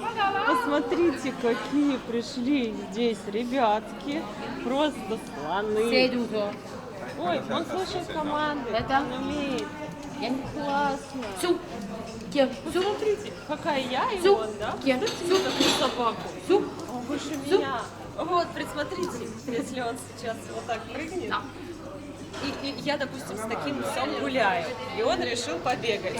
Что будет со мной? Я просто сзади буду вот так вот пыль глотать. Просто, представь, вот, на ней, мне кажется, можно ездить верхом, она ничего не почувствует. Целая лошадь. Мы приехали в Аутлет. Вот здесь вот самый большой магазин Gucci, Ferragamo, Moncler. И, как вы видите, это такая вот небольшая, очень приятная деревушка, Ладинас, тосканские холмы. Сейчас посмотрим, какие там цены, какие предложения, что они нам, как они нас могут удивить. Нас интересуют ремни, шарфы и всякие вот кошелечки, кожаные изделия. Окей, я думаю, что этого всего предостаточно, там вход. Вообще здесь нельзя снимать, но мы берем на себя ответственность и хотим просто показать, что здесь происходит. Вот эти ремни, они дешевле процентов на 40, чем в бутике. И я думала, здесь только экстравагантные модели. Нет, есть базовые цвета. Посмотрите, и скидка просто за то, что это прошлогодняя коллекция. Ты же покупаешь ремень не на год, ты его берешь, пока он служит лет на 20, поэтому зачем переплачивать, когда можно взять так дешево. Мы вышли из бутика Gucci. Мы там замерзли. Можно я скажу, что я замерзла в бутике Gucci, а на улице плюс 140 градусов. Такой перепад. Классные ремни, классная обувь. Вот эти карт-холдеры очень понравились. Скидки замечательные, 30% и больше. Поэтому я, если честно, думала, будет меньше классных предложений. Я думала, будет все, что не продалось. А тут реально вот базовые вещи хорошие со скидкой. Такие же в магазине, в бутике продаются. Здесь при этом аутлете хороший большой паркинг, всем хватает места. Сейчас думаем доехать еще до Прада. И, в принципе, на сегодня закончим. Ира, кстати, занимается отправкой брендовых вещей из Италии в Россию, Беларусь, Казахстан. И мы решили, что тему аутлетов она возьмет на себя и в моей группе в Телеграм будет публиковать самые актуальные предложения с хорошими скидками. Поэтому обязательно подписывайтесь. Ссылка будет внизу в описании под этим видео. И смотрите, что вы можете выгодно купить в Италии. Новый день во Флоренции. И сегодня мы хотим провести этот день максимально расслабленно. У нас сегодня не запланировано ничего. Вот полагаемся на волю судьбы. Куда нас сегодня судьба заведет, там мы и окажемся. И мы берем вас, конечно же, с собой. Сегодня мы чудесно, неспешно позавтракали. Выпили кофе, наверное, литра 1,5. Собрались и вышли гулять. Жарко. Капец, как на улице уже жарко, 12 часов, и я думаю, это еще не предел. Хочу заходить во всякие красивые магазинчики, лавочки, мастерские, прям вот отдыхать. Буду гулять сегодня весь день. Может, выпьем где-нибудь апероль. У нас есть уже парочка хороших мест на примете. С рок-музыкой нашли места. Конечно. Вообще, вот Флоренция, она для неспешных прогулок. Это небольшой город, в отличие там от Парижа, да. Здесь можно за день многое увидеть ногами. Не нужно метро, не нужно такси. И это классно. Хочу больше показывать витрин, чтобы у вас сформировалось более четкое представление о городе. Очень часто рестораны выставляют на витрину мясо. Здесь сертификат, написано, откуда это мясо, что это за порода, какой вес. И вы, гуляя, если вы разбираетесь, вы можете сказать, да, хороший стейк. Наверное, я его попробую. Здесь описание, цены. Бистека получается за 100 грамм. Small beef 3,9 евро за 100 грамм. А вот здесь 8,9 получается. Это Black Angus.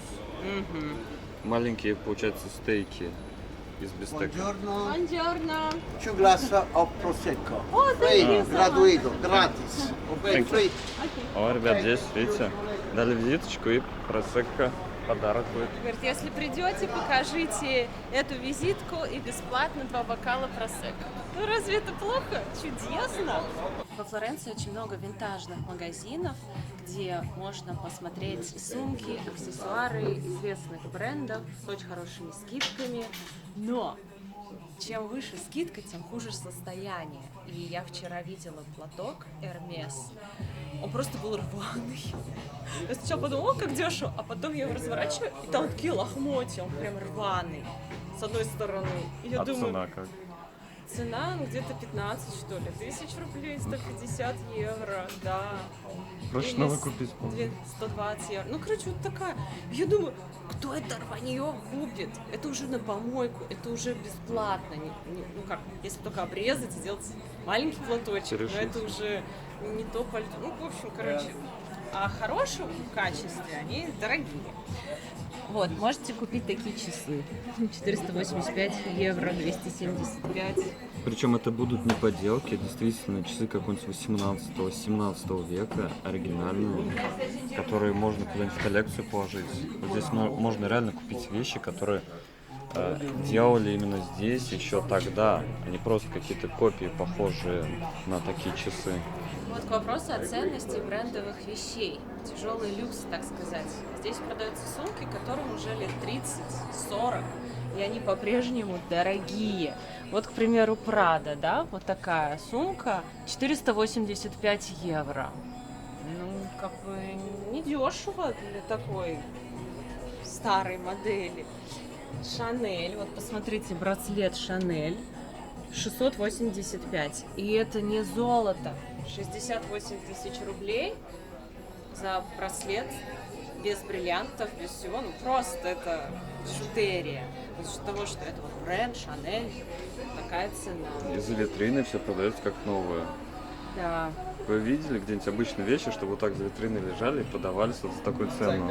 Да, то есть в перчатках работают, все вот так вот аккуратно. Есть второй этаж, хочешь подняться? Пойдем. Ну, на втором этаже не так интересно. Здесь продается верхняя одежда, теплая, большие куртки. Можно что-то подобрать. Вот смотрите, сумка Louis Vuitton, она вся уже какая-то потертая, ремешок истер. Она выгорела, получается, видите, потемнела. Да здесь весь ремешок уделанный просто. Швы грязные. Ну, выглядит лет на 50. И сколько стоит? 685 евро. 685 евро. Хочу показать вам еще один очень классный магазин во Флоренции. Здесь, я бы так сказала, магазин бумажный. Всякие блокнотики. Посмотрите, какая красота. С тематикой Флоренция, с тематикой искусства. Все такое приятное. Вот этот блокнот, получается, рождение Венеры, 19 евро. Дальше вот такие картины. Посмотрите, они с картонной вот такой подложкой. Очень удобно. Вот купол собора, 15 евро. Дальше сургуч. Вот такой набор, чтобы делать печать и запаковывать конверты. Я купила такой же набор. И когда мы дарим кому-то деньги на день рождения, на какой-то праздник, то мы кладем в конверт, нет, такой конверт из крафтовой бумаги, 100 штук заказал, кладем деньги и вот капаем сургуч. У нас тоже есть печать. Мы вот так вот ставим, выбрали интересный рисунок, как, знаете, герб нашей семьи. И здесь тоже можно купить что-то памятное, например, со своим именем. Ну, допустим, Света, да, вот можно эсочку взять. Смотри, набор для того, чтобы писать пером. Да, для всех, кто вот заморачивается. А вот топить сургуч, ну, это вот когда в гранулах, 4,90 за упаковку, 10 евро за вот эту штуку. Конечно, прикольно, знаете, как ручная кофемолка. Что-то в этом есть, но мы берем просто вот такой сургуч красный и топим зажигалкой, капаем на конверт и вот так же шмяк. И дарим. И все таки вау, какой классный, супер, просто, что-то такое, как из «Игры престолов», ты получил письмо. Посмотрите, что здесь есть еще. Интересно, а можно сделать на заказ, допустим, с твоей росписью, такие конвертики? А нет, это не конвертики, что это? Кто знает? Набор каких-то карточек. 8 евро. О, какие картины красивые! Вот такой распечатать, кстати, Сандро достаточно сложно. Сандро Боттичелли. Боттичелли. 5 евро. Постер это вообще недорого. Вот сам будешь печатать, дороже выйдет. И плюс ты еще не найдешь в хорошем качестве нужного размера изображения. Мост золотой. Ой-ой-ой. Кренделечки. Открыточки. Очень красивые такие открытки, просто супер. Здесь, кстати, можно отправить открытку, марку наклеить, кинуть в ящик. Мы родным отправили, надеюсь, придет. Недорого, 3 с лишним евро. Открытка плюс отправка. И еще хочу показать классную штуку здесь. Это карта. Всего 2,50. Вот если б у нас не было нашей карты, которую мы распечатали, мы бы купили здесь вот эту. Давайте развернем, посмотрим. Вот, это карта Флоренции. Можете с ней гулять, чтобы не запутаться. Очень красиво, мне нравится Качественная цвета, бумага. мне нравится качественная бумага. Вот этот шрифт такой старинный. Всего 2,5 евро. Разные. Закладки есть. О, смотри, такая красивая. Красиво вот это. Да. Это надо рамку заказать, стекло и повесить.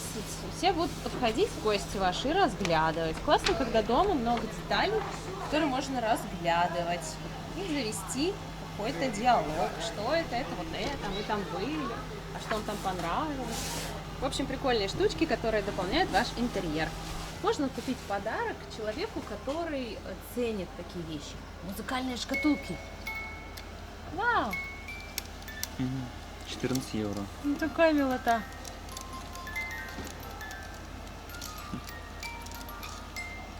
Также есть брелки.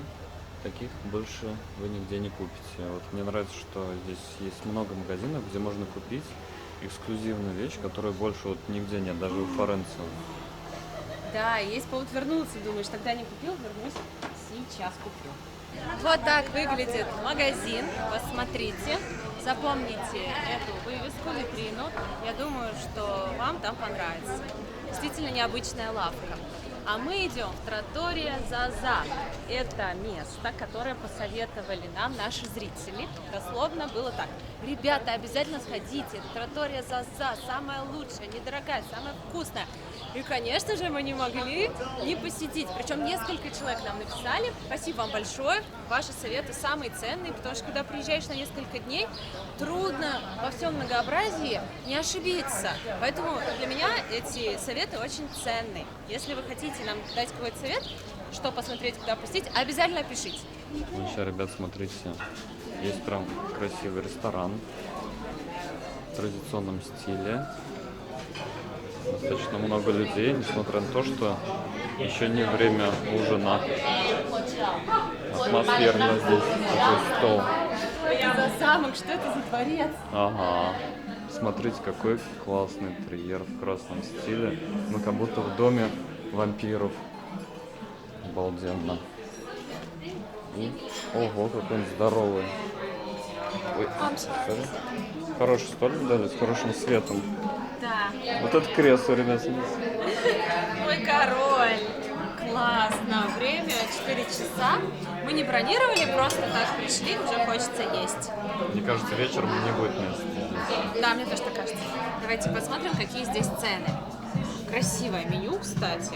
Здесь так все выбито золотым. Так, смотрим. Апероль шприц 8 евро.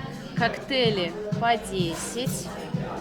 Тартар из говядины 16 евро. Болоньез фетучини 10. Нормально. Спагетти карбонара 10. Нормально. Вообще нормально. Лазанья 12. Вот, можете поставить на паузу. Омлет с трюфельным соусом 12. Жареная курица по-флорентийски 15 евро. Говядина с трюфелем 32. Ну, классно, не скажу, что прям дорого. Даже, может, дешевле, чем везде. Салаты 11, 10 и 12. Ну, это такой интерьер, такое красивое место. Мне кажется, они берут массы. Домашний тирамису 5 евро. Везде 7. 6-7, дешевле нигде не было. Смотрите, стены-то, ткани обтянуты, стены, как красиво. Такой барон тут сидит, картины везде. Атмосферные. Классно, мне уже вещички. нравится. как должен заканчиваться хороший день в компании вот этих ребят. Принесли нам апероль один классический, а второй фирменный Заза. Посмотрим, чем они отличаются. Я думаю, так должен начинаться хороший вечер. Точно, это даже лучшее предложение. Отличный. Идеальный. Вкусный. По цвету видно, что... Прям вот супер. 5 из 5. Вот все как должно быть. Мне очень нравится. Давайте нам всего побольше. Так, водичку пробую. Хорошо.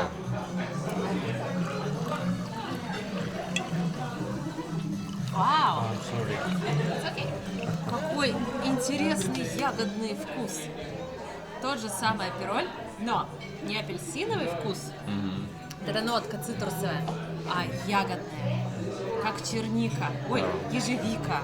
Так классно вообще. А он намного дороже?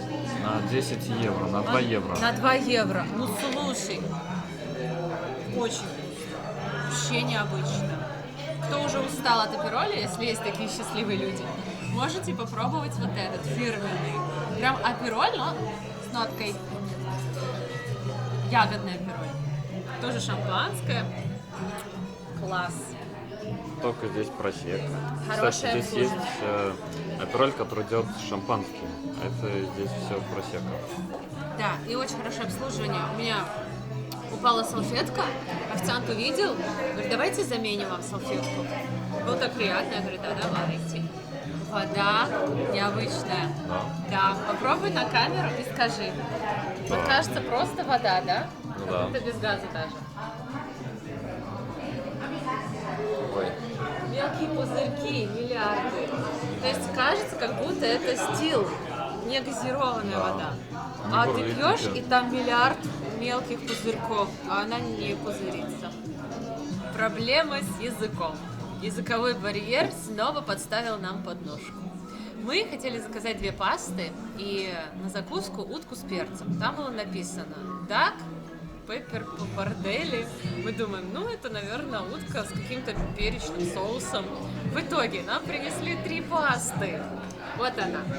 Папардели с уткой. Оказывается, это были макароны у Саши болоньез, фетучини, а у меня карбонара с трюфелем. Ну вот все и попробуем сразу.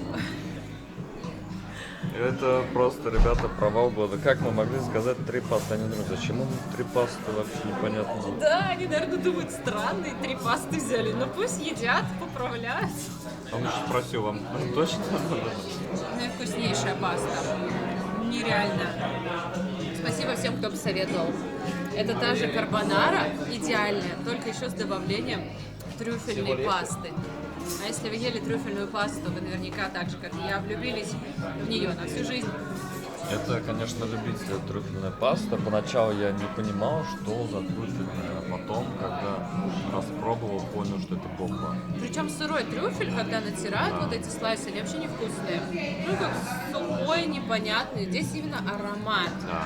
Вот этот аромат и какие-то нотки терпкие. Все. Грызть трюфель вообще невкусно. Вот эта паста, карбонара с трюфельным соусом, однозначно рекомендуется для вас. Я думаю, вам тоже очень понравится. 5 из 5, 10 из 10. И недорого. Мы так вкусно поели, мы так классно попили. Конечно, мы не смогли доесть 3-ю пасту, это просто нереально. Порции огромные, и это хорошо. Бывают места, где есть нечего. Мы попросили завернуть нам с собой. В Италии это нормальная практика. Ирина сказала, что пиццу, пасту спокойно забираем, ничего такого нет. И я тоже думаю, потом съедим, не надо готовить. И что еще интересно, этот ресторан не закрывается с 3 до 7. То есть он постоянно работает. Вы можете прийти сюда в любое время, на обед, на ужин и поесть тогда, когда вам хочется. В общем, ребят, мы поели, и все вышло на 65 евро. Я думаю, уличные музыканты нравятся всем, потому что в суете обычных дней ты внезапно слышишь любимую музыку в живом исполнении, и так приятно на душе становится. И вот скрипка, гитара, они так круто дополняют атмосферу прекрасной Флоренции. Когда вспоминаешь этот город, обязательно вспоминаешь уличных музыкантов. Прямо всегда до слез.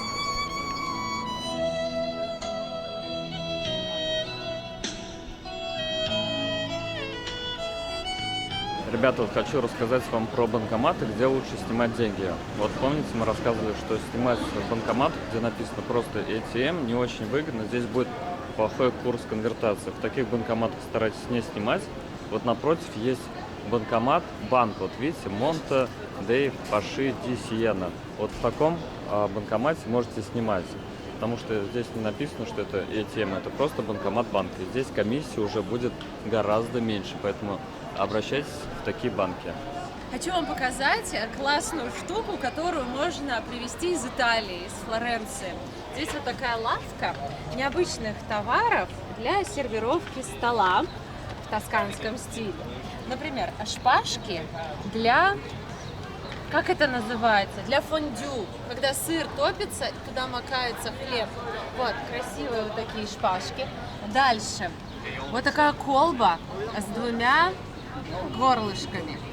В одно наливается оливковое масло, а в другое вот этот бальзамический соус, уксус. И вот так вот все поливается, можно хлебушек макать. Что еще можно взять? Перечницы, ступы, эти терки для сыра. Какая красота! Подставки для бутылок. И накрыть стол для друзей в тосканском стиле, нарезать сыр. А если вы еще и продукты привезете, они у вас останутся жить, пока вот эту большую ногу не съедят. Обычный день во Флоренции. Мужчина на коне стоит на перекрестке, ничего не предлагает, ни покататься, ни сфотографироваться. Просто стоит. Сашка в крутости этого фото зашкаливает. Кем я хочу быть через 10 лет?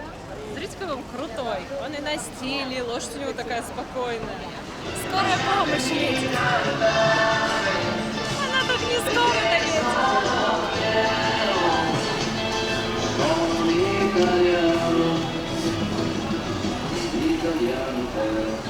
Я сначала подумала, что это скорая помощь. Под музыку, медленно. Думаю, да, не дай Боже попасть на такую скорую помощь. А это не скорая помощь, это просто газелька, не знаю, как правильно сказать, которая рекламирует Тур де Франс в рамках пиар-акции какой-то, они просто ездят с музыкой. Меня часто ругают за то, что я много машу руками, когда рассказываю. И, если честно, в Саратове я тоже это замечаю, что люди как бы не машут так руками. Но когда я приезжаю в Италию, я чувствую себя здесь как-то привычно, потому что они все машут, и я тоже стою, машу.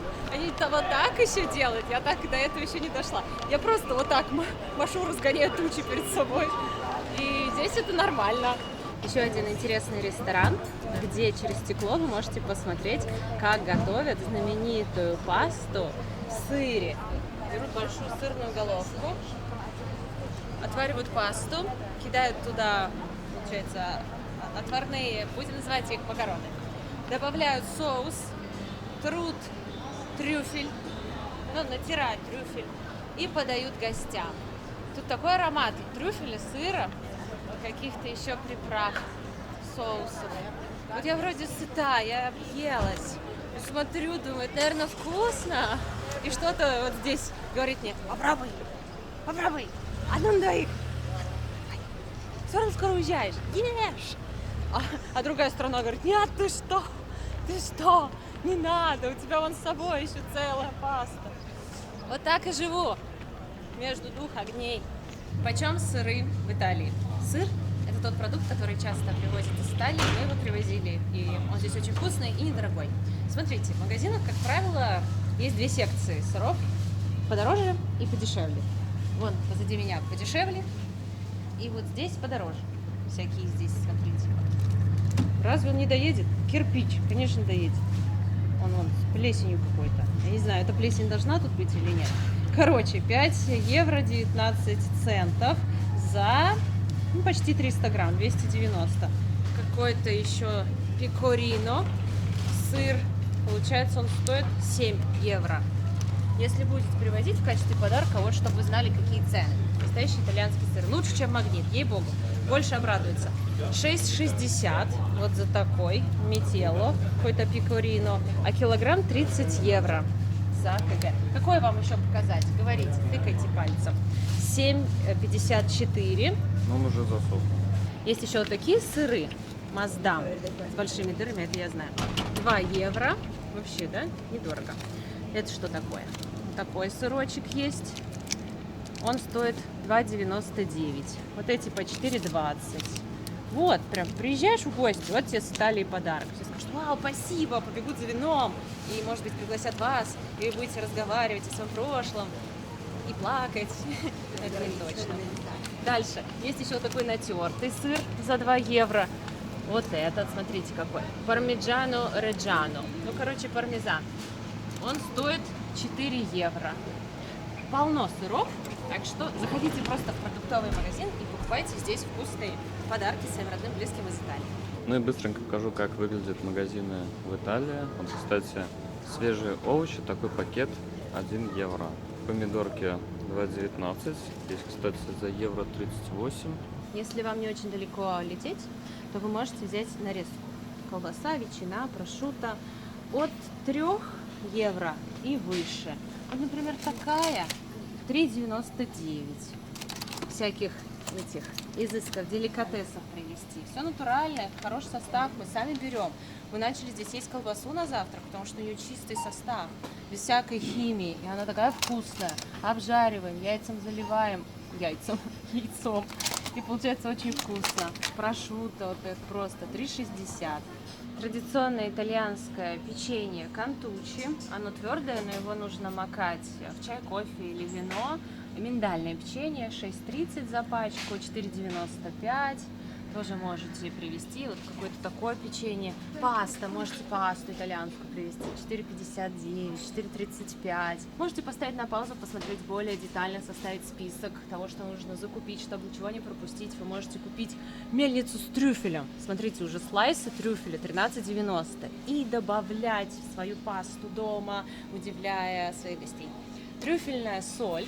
Посмотрите, вот просто есть такой трюфель. Вот черный трюфель, и он, по-моему, в масле, что ли, чтобы не сох. Можно тоже привезти. Попкорн с трюфелем. Вот эти всякие трюфельные деликатесы тоже можно привезти. Кофе 6 евро, 4 евро, 11 за большую пачку килограммовую, 3,35. Многие спрашивали, почем в Италии вино. Точнее, вопрос был такой. Самое дешевое от 3 евро, от 3 и выше. Хорошее уже 6, 7, 5,70, 8,30, 6,25. Вот эти 3 евро. И это будет нормальное вино. Ну как нормально, такое прям легенькое будет, простенькое. Если что-то интересное хотите, 6, 7, 8 евро будет. Вот что-то типа такого будет хорошее уже. Вот такое за 6 будет хорошее. И то, ребята, мы в центре Флоренции. Это туристический продуктовый магазин. Местные сюда только за водичкой заходят. И то, если где-то не купили. Вообще цены продуктовых для местных еще ниже. В Италии до сих пор процветают мастерские по изготовлению масок. Мастерская, она же магазин. И я вас приглашаю зайти внутрь, чтобы попасть в сказку. В театр. Другой мир. Посмотрите, какая красота.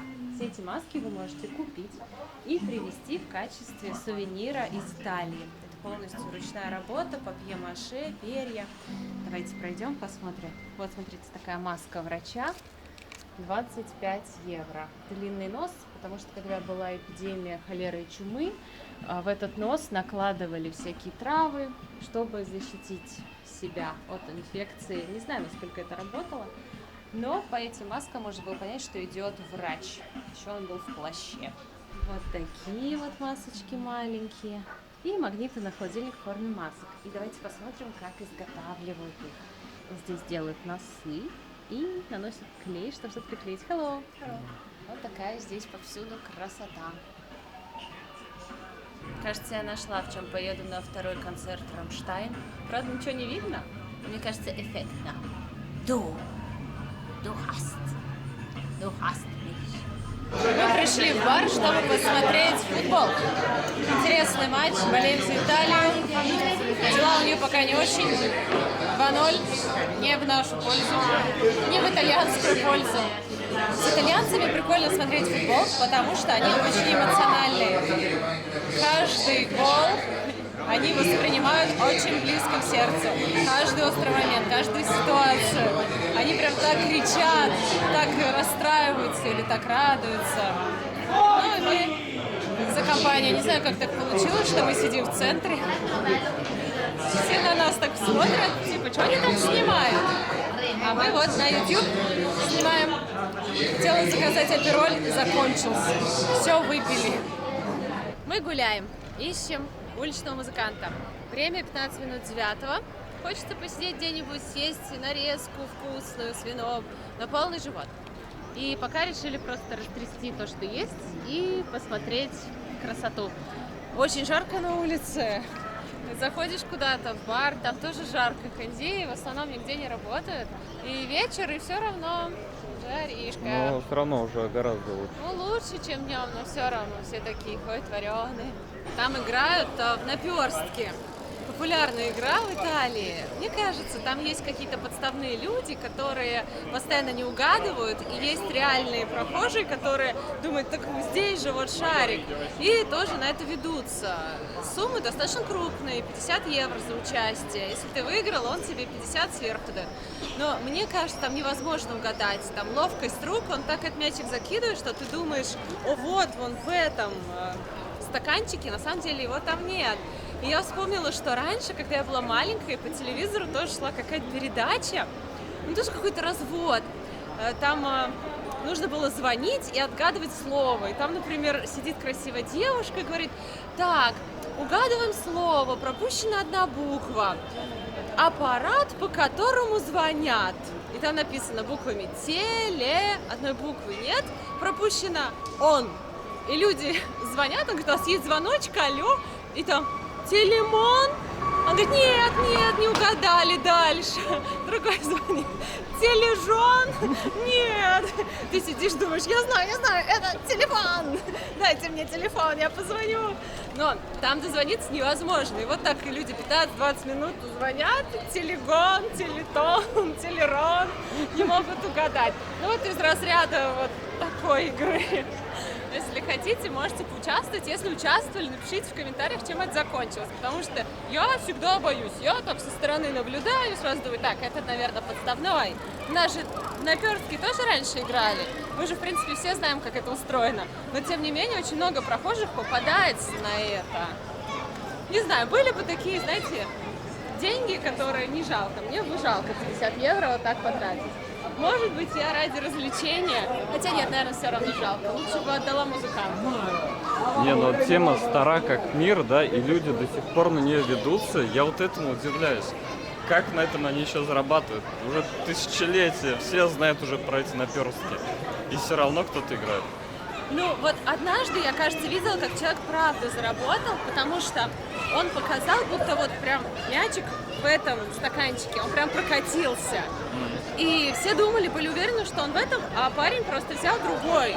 И тот сам удивился, почему он взял этот. Я же демонстративно показала, что как бы вот он тут. И ему пришлось вернуть 50 евро сверху. Но опять же, я не знаю, может, это подставной был человек. Там так все быстро. Может, там еще присутствует техника какая-нибудь, которая тебя заманивает, а потом стоишь без денег. Думаешь, зато в наперстки поиграл. Я очень давно хотела посидеть в этом ресторане. Он находится прямо возле собора. И здесь потрясающая атмосфера, потому что иногда здесь играет гитарист, который нам очень понравился в прошлый приезд. Виртуозно играть. Я надеюсь, что вы слышите мировые хиты. И моя любимая песня, которую он играет, это песня Металлики «Nothing Else Matters». Я надеюсь, что мы ее сегодня услышим. И мы всегда, когда проходили мимо, я думаю, вот счастливчики тут сидят. И никогда не было свободного стола. Я думаю, вот бы посидеть здесь вечером, выпить апероль, что-нибудь перекусить, ну просто вот послушать эту музыку и сидеть на стуле. Вот. И сейчас проходили, был свободный стол, прям тот стол, который я хотела. Здесь, конечно, дороговато, но ты платишь за атмосферу, за концерт, по сути, живой музыки. Придумали идею для сериала Netflix про переселение душ. И он связан с Флоренцией. Душа рождается в теле Это мы придумали случай. Лоренцо Великолепного. который всю свою жизнь старается, чтобы его Флоренция родная развивалась, была красивой, успешной. То есть работает, живет только на благо Флоренции.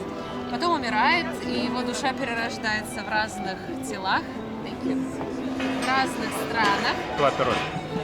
2 Aperol. Aperol Spritz, signore? Grazie. Значит, в Египте, допустим, перерождается, в Индии, и потом спустя там 400 лет рождается каким-нибудь парнем или девушкой, может, даже из Саратова, которые приезжают сюда, и что-то их торкает по-настоящему. Именно в этом городе они не могут спокойно гулять по этим улицам, видеть то, что здесь достроили. То есть это ликование в их душе происходит, они рады тому, что видят. И в какой-то момент на экскурсии, допустим, гид говорит какой-то год, а этот парень опережает его и говорит более точную дату. Как будто из недр души его, ну как, душа, которая была Лоренцо, сказала более точный факт. И он сам удивился тому, что как-то его подсознание поправило гида, да. Я не могу описать, но в моей голове это круто звучит. Все понятно, все понятно. Сложно сплетенная такой сценарий. И человек, гуляя здесь, у него вот такие вот флешбеки. Они быстрые и крутые, и он не понимает, что происходит до тех пор, пока полностью не расслабится и не поймет, что с ним происходит. Такой странный сериал. Напишите, хотели бы вы его посмотреть. Вот. А мы тем временем сейчас закажем какие-нибудь закусочки. Где вот так вот еще посидишь? Музыкант остановился на время колокольного звона. Он делал такую музыку, как будто Nokia звонит. И я такая, о, моя молодость. Помню, у Nokia у всех была, ну как у всех, богатых, у меня не было. Но эта мелодия надолго в памяти. Я не знала, как это называется, но очень хотела. Сильно есть не хочется, но что-то поклевать уже можно. А здесь нельзя сидеть, если не ешь. Да, я смотрю, кто не ест. Тех выгоняет прям шваброй. Неправда, тебе внутрь. Если хочешь просто выпить, туда. Здесь надо как бы побольше заказывать, поэтому я думаю, ладно. Заказали вот такую нарезку. Здесь прошутто, колбаска копченая, 2 вида сыра и зелень. Я показала это на картинке в интернете. Говорю, у вас такое есть? Он говорит, есть. Сейчас принесем. И принесли. Вот эта нарезка стоит 20 евро. Я не знаю, мне кажется, тут сыра точно евро на 5. Я все уже прикидываю, оцениваю. В общем, нормально. Апероль очень вкусный. Несмотря на то, что место туристическое, не разбавляют, воды не добавляют. Прям идеальный. Сегодня день вкусных аперолей. Вообще во Флоренции много где вкусный апероль. Нам везет. Попробуем этот удивительный сыр. Я вообще, когда такие вещи заказываю, я всегда думаю, ну что, я в магазин пойду, я могу 300 грамм купить за 7 евро. Как раз только что сыры показывали, прошу. Но как приятно его съесть здесь. Не хочется уже пасту никакую, я уже сама как паста. Такой плотный, такой жирненький. Приятно рассыпается. Ну, хороший сыр, прям отличный. Это вкусно. Хлебушек. Интересно, он соленый или нет? Потому что во Флоренции по традиции хлеб не солят. Он не соленый. Так, что мы возьмем?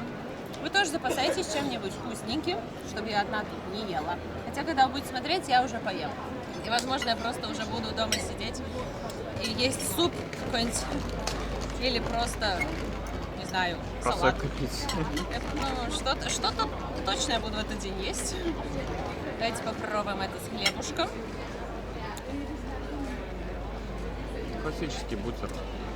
Плюс такой вкусный хлеб, такое вкусное мясо, что, в принципе, по большому счету, уже ничего не надо. Немножечко оливкового масла, соуса, прошутто и хлеб. О! И сыр, и уже очень вкусно.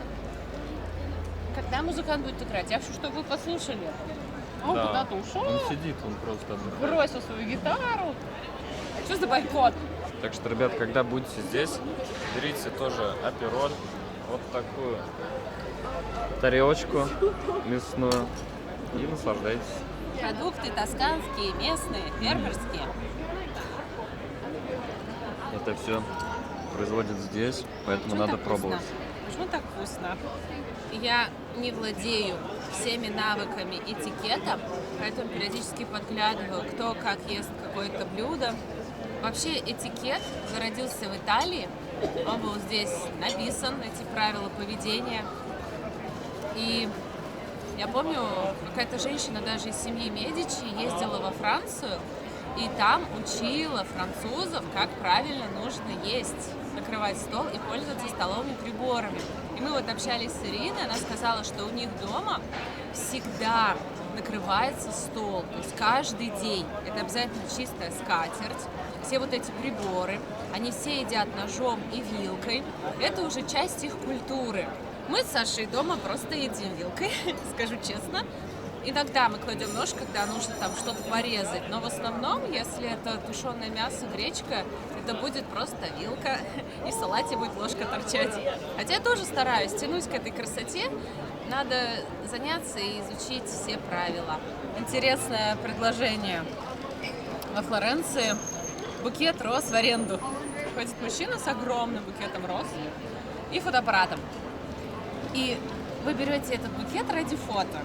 Сидите такая, ахаха, охо-хо, мой мужчина задарил 101 розу. Все, делает фотки, вы ему оплачиваете, отдаете букет, он ищет дальше девушек. Таким образом, 500 девушек с этим букетом сфотографировались. Не, я такое не понимаю. Ну, к чему вот это, да? Тебе его никто не покупал. Букет в аренду? Нет. Это вот знаете, как есть фотостудии, и там зал, типа салон самолета первого класса. Иллюминатор, и ты такая шампанским с укладкой, лечу в Париж. И в иллюминаторе вместо непонятных промышленных предприятий у тебя Эйфелева башня стоит, или возле стиральной машины фоткаешься. Ну, короче, не, я такие букеты в аренду не люблю, никогда не беру. Вот эти медведи, вот, мол, мне подарили.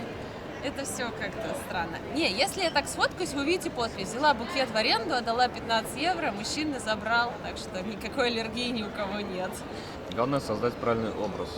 Вот я создаю, наверное, вообще неправильный образ, потому что в моей жизни столько классного, красивого, но я это вообще не могу запечатлеть, потому что я в этот момент какая-то там летаю в радости, забываю, либо на YouTube снимаю, а в соцсетях у меня вообще ничего такого нет. А к другим заходишь, ой, такое все красивое. А начинаешь общаться и узнается, что это вообще все не их. Пришел самый лучший гитарист, начал играть. Я хочу, чтобы вы тоже это послушали. Я на минуточку замолкаю, а вы послушайте.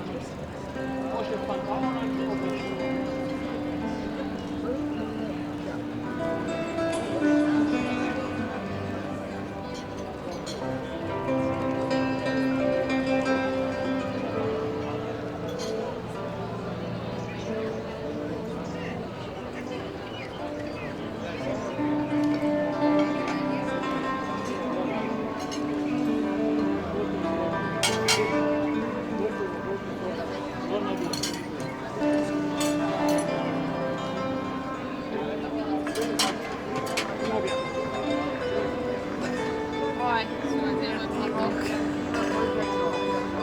Это слезы счастья. Я не грущу.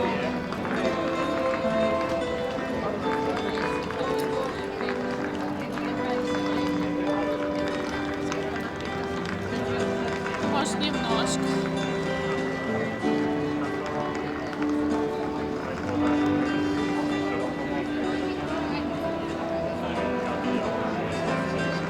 Раньше мы ездили в путешествия в места, где еще не были. Нас мотивировало то, что мы хотим посмотреть новые места. И как же здорово, когда у тебя появляются города, в которые ты хочешь возвращаться, твои любимые города. Ты не планировал влюбляться, но влюбился. И на самом деле это большое чудо и большое везение. Если вы вспомните, если вы много путешествовали и вспомните города, места, куда вы готовы возвращаться снова и снова, вы поймете, что их процент не такой большой, что вы посмотрели очень много, но города, в которые вы хотите возвращаться снова и снова и снова и снова, и вам не надоест, их на самом деле по пальцам пересчитать. Потому что, почему я сказала, это большое чудо?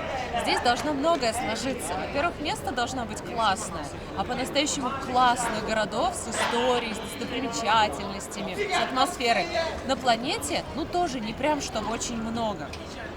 Во-вторых, вы должны влюбиться за что-то, чем-то вас город должен зацепить. Вы должны сходить на хорошую экскурсию, да, кто-то вам должен рассказать что-то, что откликнется вашей душе, познакомиться с какими-то людьми, с которыми вам будет комфортно. Не должно произойти ничего ужасного, что станет отталкивающим фактором, который будет ассоциировать вас с этим городом. Там обокрали, оскорбили, там все пошло не так. То есть вот этих моментов не должно быть. Плюс, ну, как бы, вот пазл должен сложиться. И такое бывает редко. Чтобы вот и место классное, и все идеально получилось, и вы возвращаетесь каждый раз, и каждый раз классно.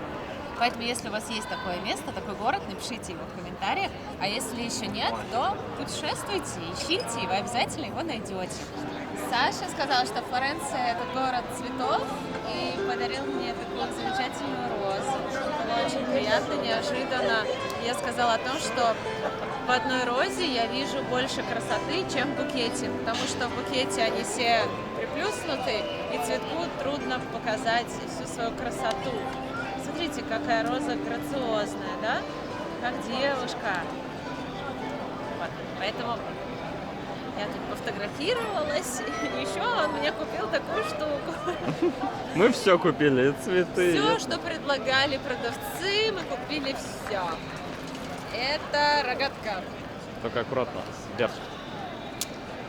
О, полетел и выключил. Ну, Светь, почти. Надо ты ее выключил. Вверх, внутрь. Все. Сейчас запущу. Это запуск в честь вас. Мега запуск. Вот как надо правильно запуски делать. Нормально, да. Дубль 2. Вы этого не видели. Такие запуски делать не надо.